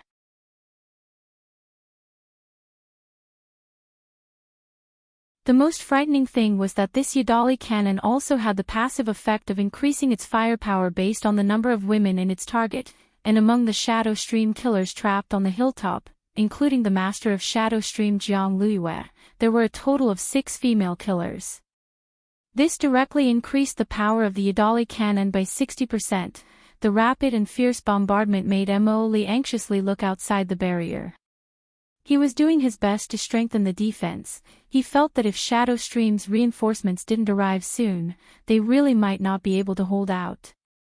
One of the Shadow Stream killers had suffered internal injuries from the bombardment, and couldn't help but vomit blood on the ground. Lord Mo Li, how about we surrender? Mo Li gritted his teeth fiercely. Surrender to a bunch of cats. What kind of joke was this? My lord, what should we do now? Although he didn't want to surrender, Mo Li really wanted to cry but had no tears to shed. Wasn't it said that animals couldn't become spirits after the founding of the People's Republic? They were about to become King immortals. Is there any way to contact Undying? Tell her to hide outside for the time being and not to come back. Jiang Luiyue was also struggling to support the barrier. She had a bad feeling about this. Bzzzt. At that moment, there was a burst of spirit light in the air above the hilltop, and a snow-white figure suddenly appeared. Jiang Luiyue's eyes were very sharp, and she immediately saw that this was a white Persian cat. Her intuition told her that this Persian cat was in cahoots with the cats at the foot of the hill. But why had this cat appeared here? Had it been teleported in by a magic treasure? Jiang Luiyue didn't think too much about it. The situation was critical now. She stared at this white cat, bent down, and then abruptly pounced on it. Wang Ling, who had just teleported here, was still trying to lock onto Jingtan's position when he saw a woman actually directly attack with the ball in her arms, grabbing it tightly. Before Wang Ling could figure out what on earth this woman was up to, Jiang Luiyue grabbed him and lifted him high into the air. She then used a telepathic spell to shout down the hill, "Cats at the foot of the hill, listen up. This little brother of yours is now our kitty pledge. Please stop your attacks. Otherwise, my venerable self will immediately kill him." Wang Ling.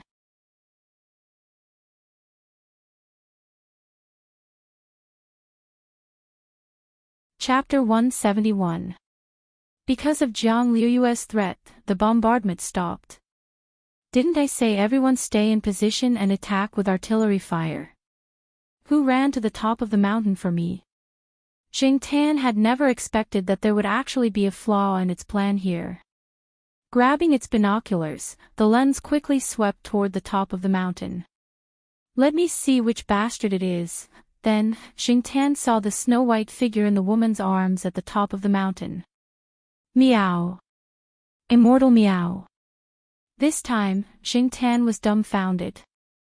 When Wang Ling had been caught by Jiang Luiyue, he had still been trying to sense Jing Tan's aura.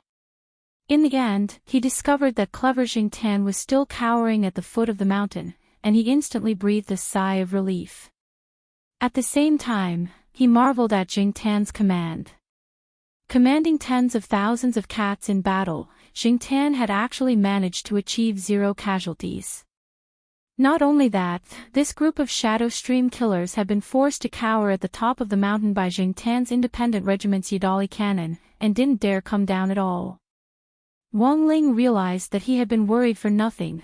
Jing Tan had grown much faster than he had imagined. Turning his head to look at the woman holding him to her chest, Wang Ling knew that this was the legendary master of Shadow Stream. But the strange thing was that Wang Ling felt that the other party's aura was very weak. Because according to the rumors, the real master of Shadow Stream should be at the soul formation stage at the very least. With this question in mind, Wang Ling opened his heavenly eye. As he had expected, this master of Shadow Stream wasn't real, or rather, it wasn't the original body at all, it was just a clone created from spirit power clay. Compared with Wang Ling's great separation spell, the clone created from spirit power clay had a more stable material structure, and there was no need to worry about the clone disappearing. But the disadvantage was that this clone could only be absorbed when it was close to the original body. If the clone was damaged while it was outside, the realm of the original body would also be affected. No wonder this woman had been trapped on the top of the mountain and didn't dare come down. If this was the master of Shadow Stream's original body, Jing Tan's Yadali cannon might not have been able to do anything to the other party. This was a rather treacherous woman. In order to keep her original body from being exposed, she had actually made this insurance. It could only be said that as the real master of Shadow Stream, Jiang Luiyue was more cautious than most people thought. Even so, there was one thing that Jiang Luiyue couldn't guard against. That was Wang Ling's appearance. This bunch of damn cats, when my Shadow Stream reinforcements arrive, you'll all die. Jiang Luiyue said coldly in a low voice as she clutched Wang Ling tightly. Wang Ling gazed indifferently at Jiang Luiyue. Although Jiang Luiyue was holding him very tightly, it didn't really hurt. His posture was a little strange because the 2 balls behind him were leaning against the sofa. Of course, Wang Ling wasn't that wretched. This kind of voluptuous type had never been his cup of tea. So when the woman lifted it high into the air as a cat, Wang Ling twisted his body lightly and broke free of the woman's hold. Not good. Jiang Luiyue hadn't expected this snow-white Persian cat to have so much strength. She hurriedly reached out to grab it, but her outstretched hand only brushed against Wang Ling's smooth cat tail. Then, she watched helplessly as this Persian cat floated in the air and stared at her condescendingly. Jiang Luiyue finally realized that this cat wasn't simple. Sure enough, to suddenly appear on this mountain top, did he rely on some magic treasure to teleport here? Who on earth are you? She also looked at Wang Ling. Afterwards, what responded to her was a powerful spiritual pressure that poured down like a flood. Jiang Luiyue's eyes flashed with a strange light when she saw this white Persian cat. It wasn't just her. All the Shadow Stream killers on the mountaintop couldn't move. Whether it was Jiang Luiyue or Emily, they all felt as if their blood had frozen and their bodies were stiff, unable to move. The frozen Shadow Stream killers all had frightened expressions on their faces. In this state, they couldn't cast any spells at all, and at that moment, the barriers that had blocked the artillery fire had all collapsed. Wang Ling looked down the mountain at Jing Tan, who was holding its binoculars and waiting for his instructions. Wang Ling nodded from a distance. In the next moment, Jingtian roared several times as it opened fire. Boom boom boom boom. The entire mountaintop was instantly filled with rising mushroom clouds. This series of explosions lasted a full 5 minutes before they stopped. When the smoke on the mountaintop cleared, the Shadow Stream killers were all burnt to a crisp and lay paralyzed on the ground in all kinds of strange postures. Yadali's artillery fire was very fierce, but it hadn't completely killed this group of Shadow Stream killers. Standing amidst the artillery fire and protected by the aura barrier, Wang Ling strolled leisurely as if there was no one around. If this had been a game, you might have been able to see a bunch of misses pop up above Wang Ling's head. Wang Ling had estimated the power of this artillery fire. At most, it would only seriously injure this group of people. As long as they couldn't move, that would be enough. As for the rest, Wang Ling felt that they could just hand them over to the state in accordance with past practice. When Jing Tan led the chief of staff, the monk and the battalion commander of 2nd Battalion up the mountain, all the cats saw this usually fierce leader of an independent regiment howl and throw himself into Wang Ling's arms like a wild cat out of its leash. The monk covered its cat face with one hand, suddenly feeling a little ashamed. You have to be reserved, regiment commander. Wang Ling, this was Jing Tan's second time seeing a cat, and its excitement was self-evident. After stabilizing its emotions, Jing Tan finally regained its composure and instructed the cats behind it, "You guys, search them for me." The entrance to Shadow Stream's headquarters was in a well cover at the top of the mountain, which was relatively well hidden. But now that no one from Shadow Stream on the top of the mountain was able to move, the cats of the independent regiment moved without the slightest resistance. Wang Ling looked around and confirmed that all the Shadow Stream killers had fallen. Jiang Liuyue's clay clone had been blown to pieces, and only half of face was left. It was just that half of the face was also scorched. She looked at Wang Ling with hatred in her eyes, so hateful that she could actually still speak. "Who on earth are you?" Wang Ling didn't say anything, and only probed her with his spiritual senses. He wanted to use the memory retrieval spell to search Jiang Liyue and see if he could extract any valuable information. Unfortunately, however, he found that Jiang Liyue's mind was completely blank. Sure enough, he still had to find the original body. The memory retrieval spell had no effect on the clay clone. Since there wasn't any useful information, this clay clone was of no value to Wang Ling. Wang Ling opened his eyes, which shone with spirit light. Without saying anything else, he directly blew up the remaining half of the woman's face, at the same time, in a completely sealed basement in Jinghua City.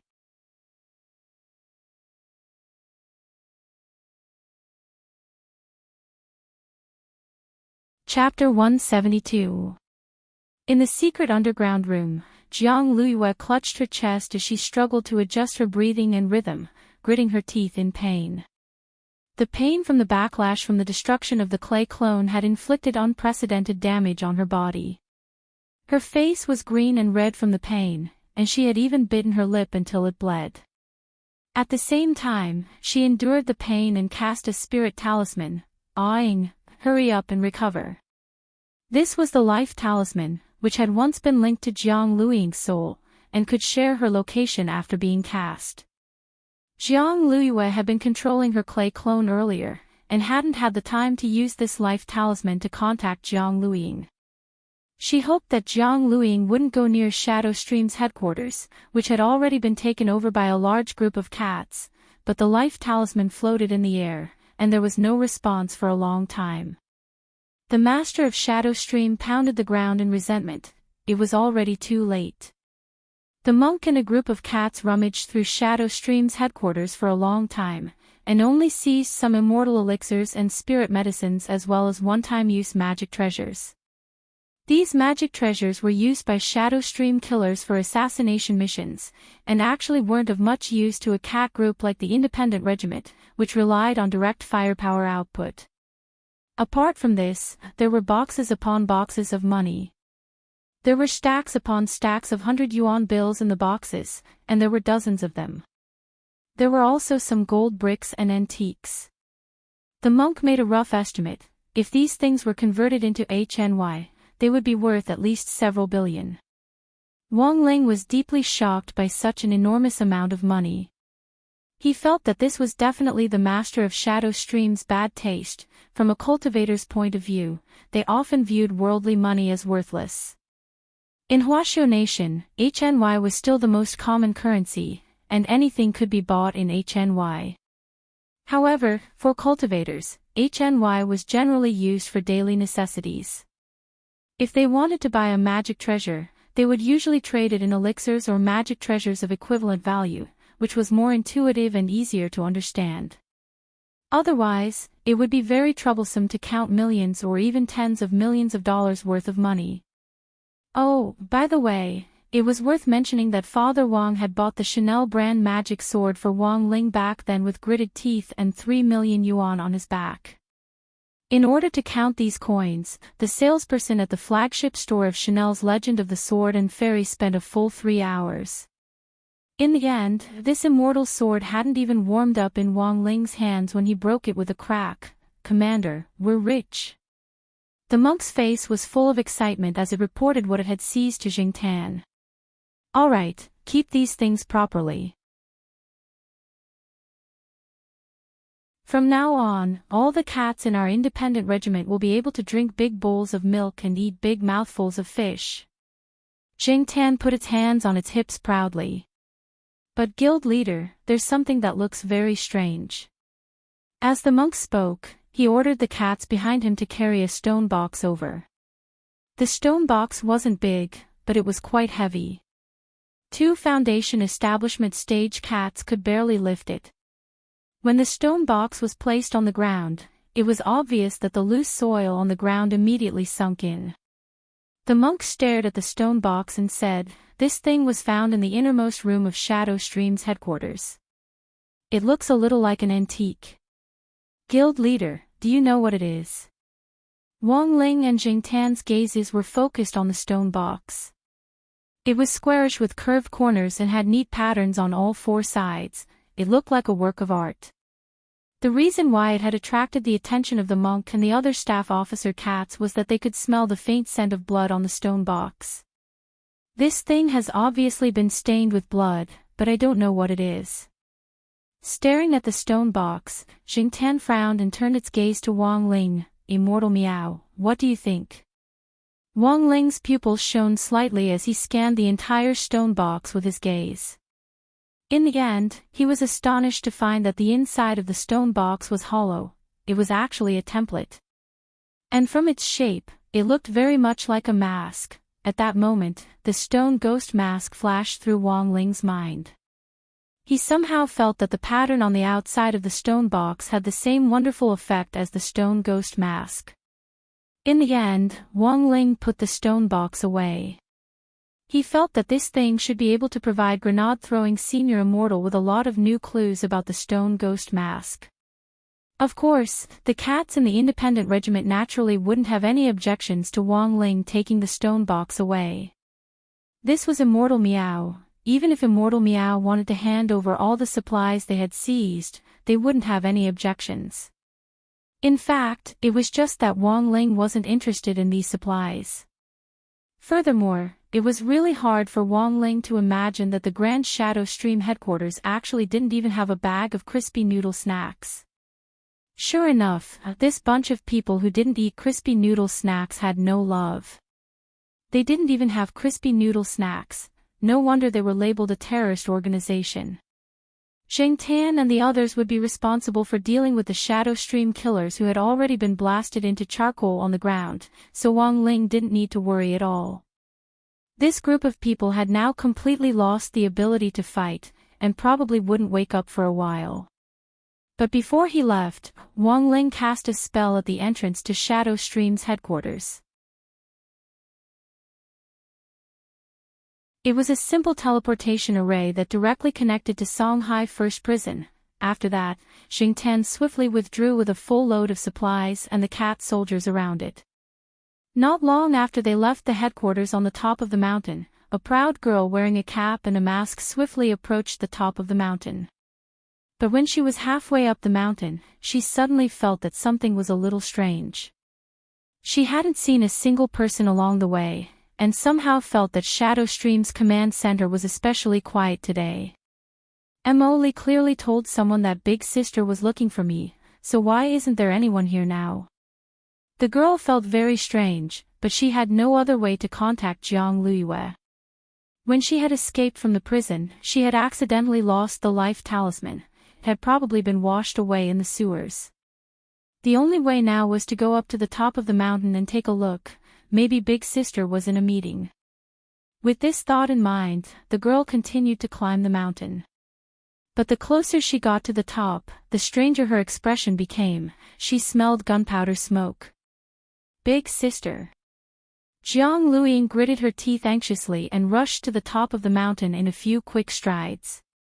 She quickly found the entrance to the headquarters, opened the manhole cover, and jumped down. It was at that moment that the girl finally realized that she had fallen into a trap. But it was already too late. With a burst of glazed light, the girl felt herself enter a space tunnel. After jumping for a while, she fell into a black hole. When the light around her dissipated, the girl had already appeared on a brand new map. It was still that incomparably thick barrier from a distance, and still that unclimbable perimeter wall. Songhai First Prison. She had actually been sent back here. At that moment, Jiang Luiying felt a trace of despair.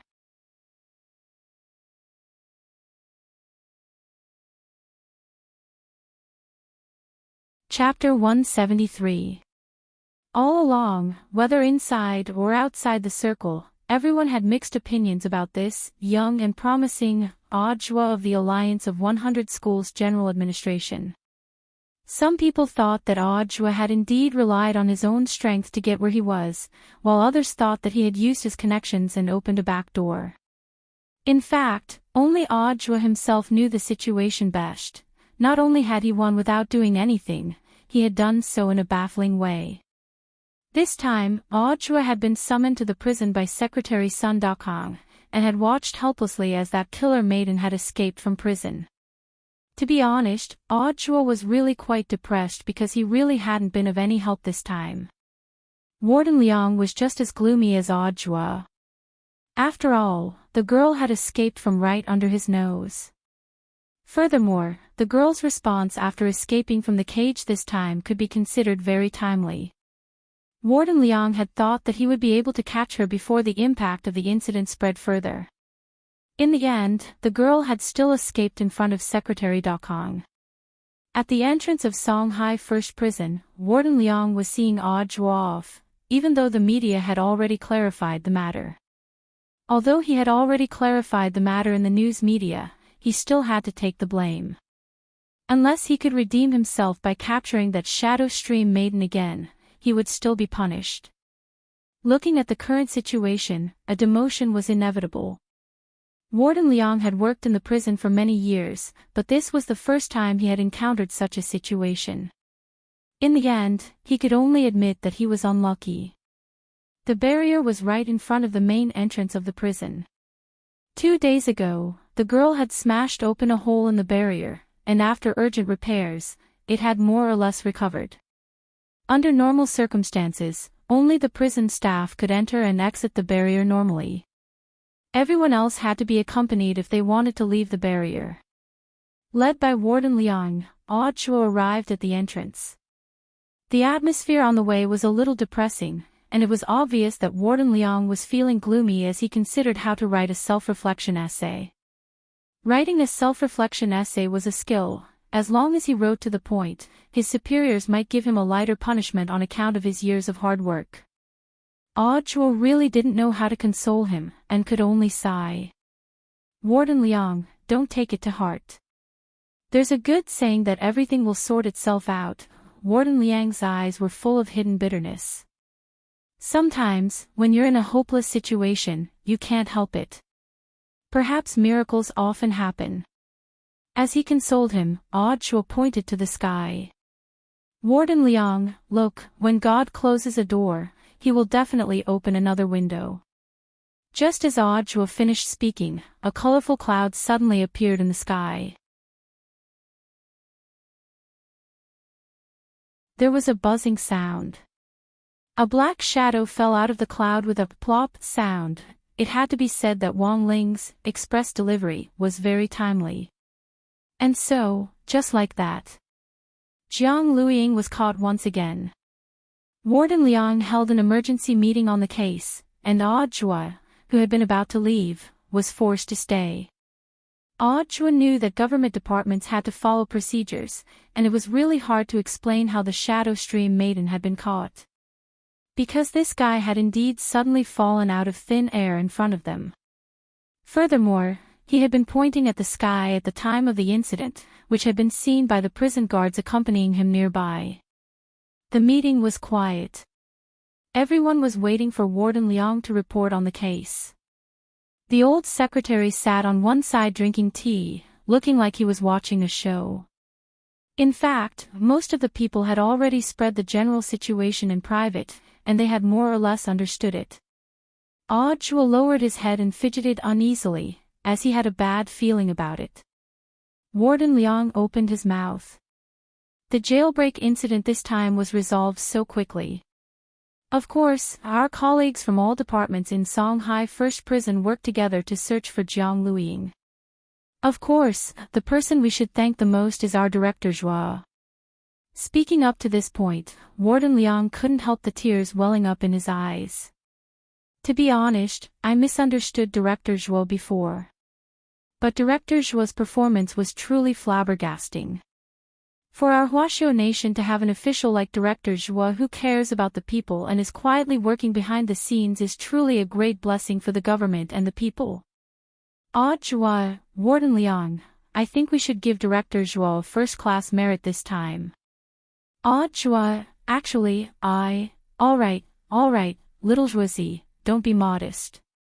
A meritorious deed is a meritorious deed. You were the one who arranged for the person to be arrested last time, but in the end, you're still being modest. It's good to be humble, but you should also be frank about your meritorious deed. The old secretary directly interrupted Zhua and looked at him with unprecedented kindness in his eyes. Sure enough, you didn't let me down. Zhua nodded. Zhua, and so, Zhua had performed a meritorious deed again. The old secretary's words were worth 1,000 words. Zhua also felt very helpless about this. Nowadays, whether it was good or bad comments, they all followed the trend.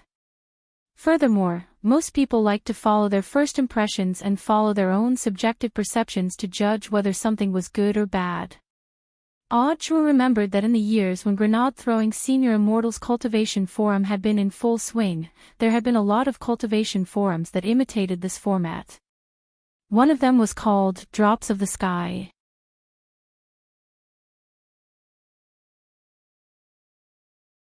Back then, there had been two kinds of people in this forum. One was the hidden cultivation bigwigs, and the other was the legendary keyboard warriors called Shinon cultivators. Most of these Shinon cultivators were Jianghu hooligans with no experience in cultivation. They had no experience in cultivation at all, yet they liked to comment on cultivators' cultivation matters. When someone's pill furnace exploded, a Shinon cultivators would jump out and say that it had to be their elixir formula that was wrong. When a powerful family quarreled with each other, a Shinon cultivators would indiscriminately join in the fun. Once, someone who claimed to be a Shinon cultivator certified by Huaxiao Nation pointed out a certain apothecary's elixir formula.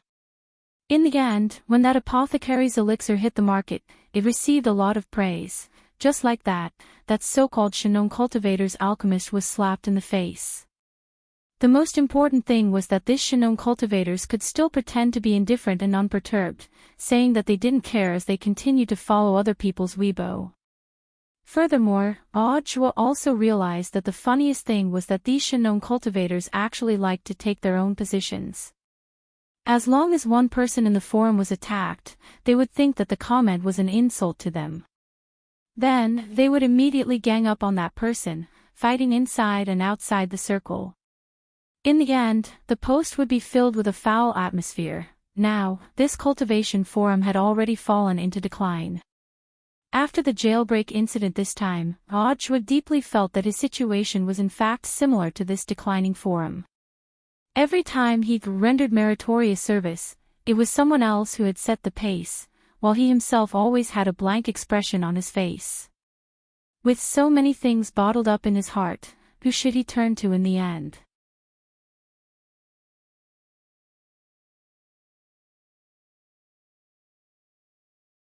Chapter 174. The independent regiment's preemptive, large-scale anti-terrorist operation this time had ended in Shadow Stream's crushing defeat, with 0 casualties among the local cat regiments.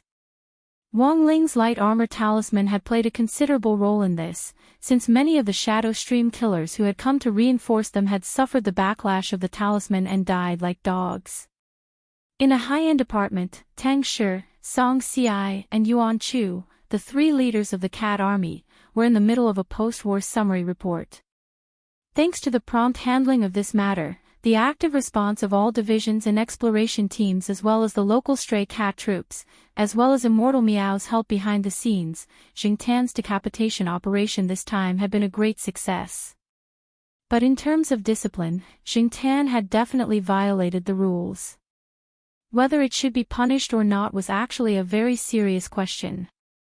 Tang Shi was at a loss. After all, Jing Tan was a cat it had brought along. It pushed up its glasses and looked at Song Ci and Yuan Chu on the side. What do you think? Song Ci crossed its arms and looked a little serious. Jing Tan directly commanded tens of thousands of cats in an anti-terrorist operation this time without asking permission. Based on this alone, it wouldn't be too much to deduct all of its future dried fish. But, in terms of tactical effect alone, Jing Tan's independent regiment dared to attack Shadow Stream's hidden command post with just 1 regiment of troops, and use suppressive firepower to force this group of ruthless killers to go on the defensive. It was truly beautifully done. Furthermore, through this operation, the various combat troops have reaped a great harvest, and the stray cat troops in various places have unwittingly joined forces. The scale of this operation is no less than a large-scale anti-terrorist operation. Yuan Chu spread out a graph of data on the table. This is the statistics we just received, take a look.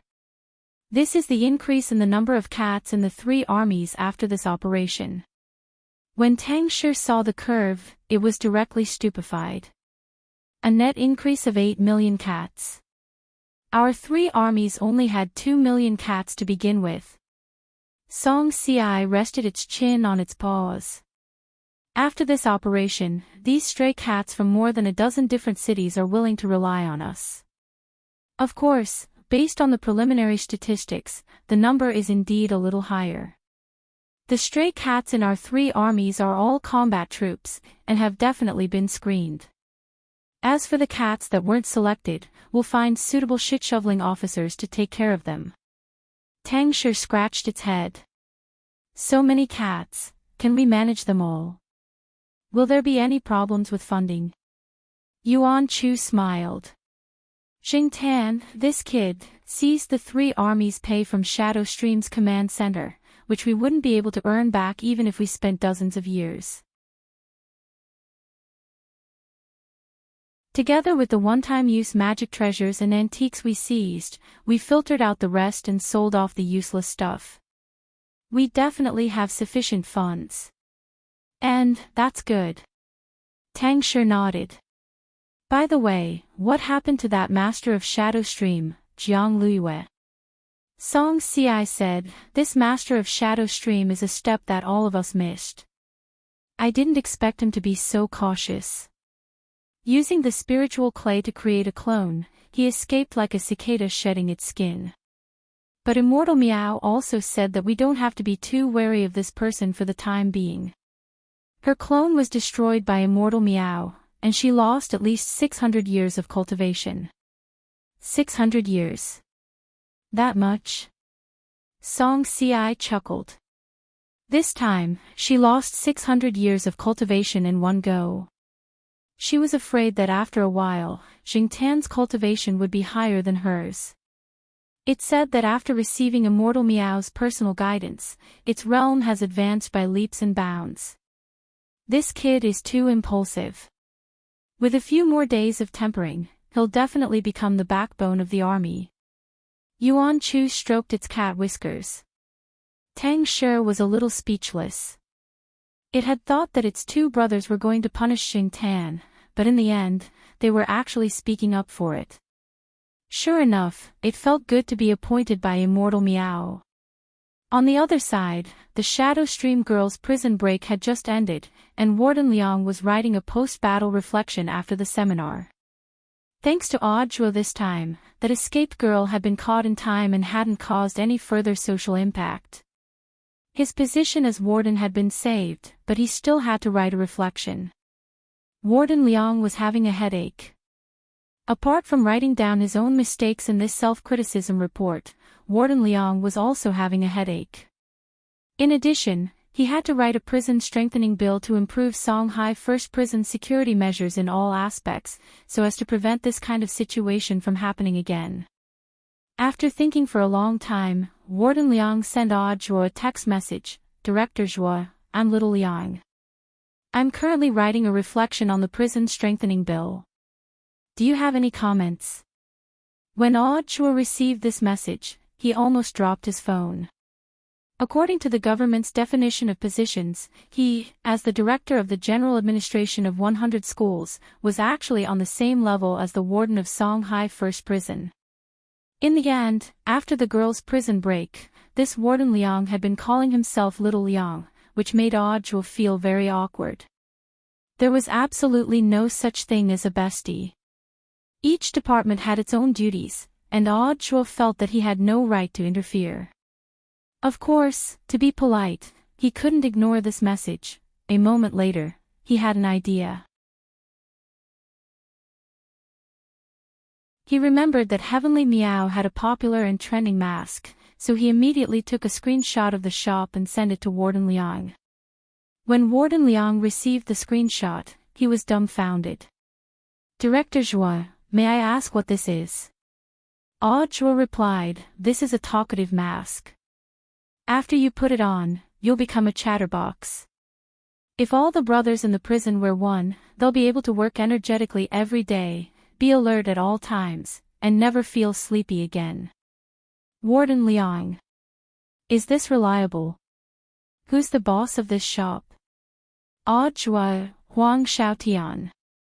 Warden Liang. On the next Sunday, June 5th, the old man turned on the news, which was full of news about Shadow Stream's headquarters being destroyed by artillery fire. All the core gold ribbon killers in Shadow Stream's headquarters had been captured. Furthermore, before Wang Ling had left, he had erased all their memories of the cat group. After simple medical treatment, these Shadow Stream killers were escorted by several special motorcades to the Cultivation Police Station for interrogation that very night. They gave a very clear account of how the headquarters had been attacked, but unfortunately, no one could remember who had done it. The hostess of the news glanced at the script out of the corner of her eye, then reported with a smile, experts from the relevant department say that this is amnesia syndrome caused by the Yadali artillery attack. Wang Ling. Thus, the identity of the people who had attacked Shadow Stream's headquarters became an unsolved mystery since the founding of Huaxiu Nation.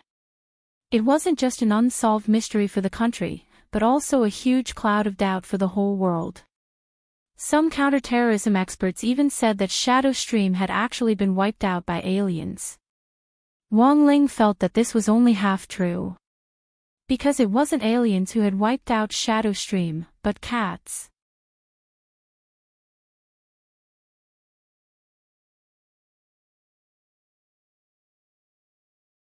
Chapter 175. It was June 6th on Monday in the 7th week of the semester. The topic of gossip in Grade 1, Class 3's morning self-study period this morning was naturally the series of events from the Shadow Stream girls' escape to her recapture. In fact, it wasn't just Grade 1, Class 3, it was likely that all the gossip in the streets and alleys these past few days had revolved around this matter. From the Shadow Stream girls' escape to the Shadow Stream Command Center being wiped out by a group of unknown people, to the capture of the Shadow Stream girl. This series of events, which was practically breaking international news, had happened in succession within 36 hours of the girl's escape. After this incident, there were a total of 2 people who became famous. One was Warden Liang of Songhai First Prison. Some people thought that the warden had deliberately released the Shadow Stream girl in order to catch a big fish with a long line. That was why there was such an explosive ending.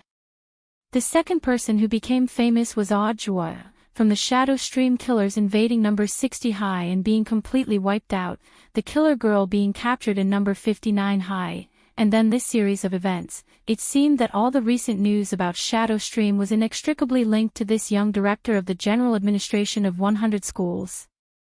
After Dopey Guo finished copying his homework early in the morning, he started to think about this series of events, his small eyes mysterious. I have an uncle who works in Songhai First Prison. He said that someone saw with their own eyes that the Shadow Stream girl fell out of a space tunnel that suddenly appeared out of nowhere. Everyone was shocked. A space tunnel. Super Chen frowned. Space magic is strictly prohibited by national law because it involves a lot of unnecessary problems. Hence, there is a space tower in every major city to monitor the fluctuations in the city's space. Dopey Guo nodded and continued, that's the strange part. I have an uncle who works in the space tower who told me that when the incident happened, the space tower didn't sense anything unusual. This only proves 2 things. Everyone was curious. What 2 things? Master of Dopey scratched his chin. When the space tower was operating normally, there wasn't the slightest fluctuation. This proves, first, that the person who cast the space magic was very powerful, far beyond the range of the space tower's monitoring. Second, this person definitely isn't an alien like those experts in the news say. Why? Because the aliens now are not strong at all. A while ago, an uncle who works in the Ministry of Defense told me that there was a chaotic battle in the M78 Nebula not long ago. It was General E of our Ministry of National Defense who personally mediated.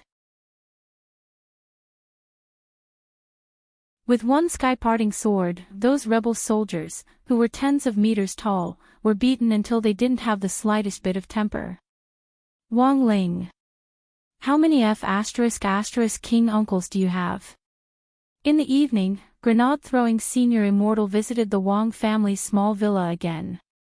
This time, he had brought 5 or 6 caddies of broccoli with him, which he had grown using spirit soil. Of course, the parent of the broccoli was still the one which grandfather Wang had put in grenade-throwing senior immortal's bowl back then.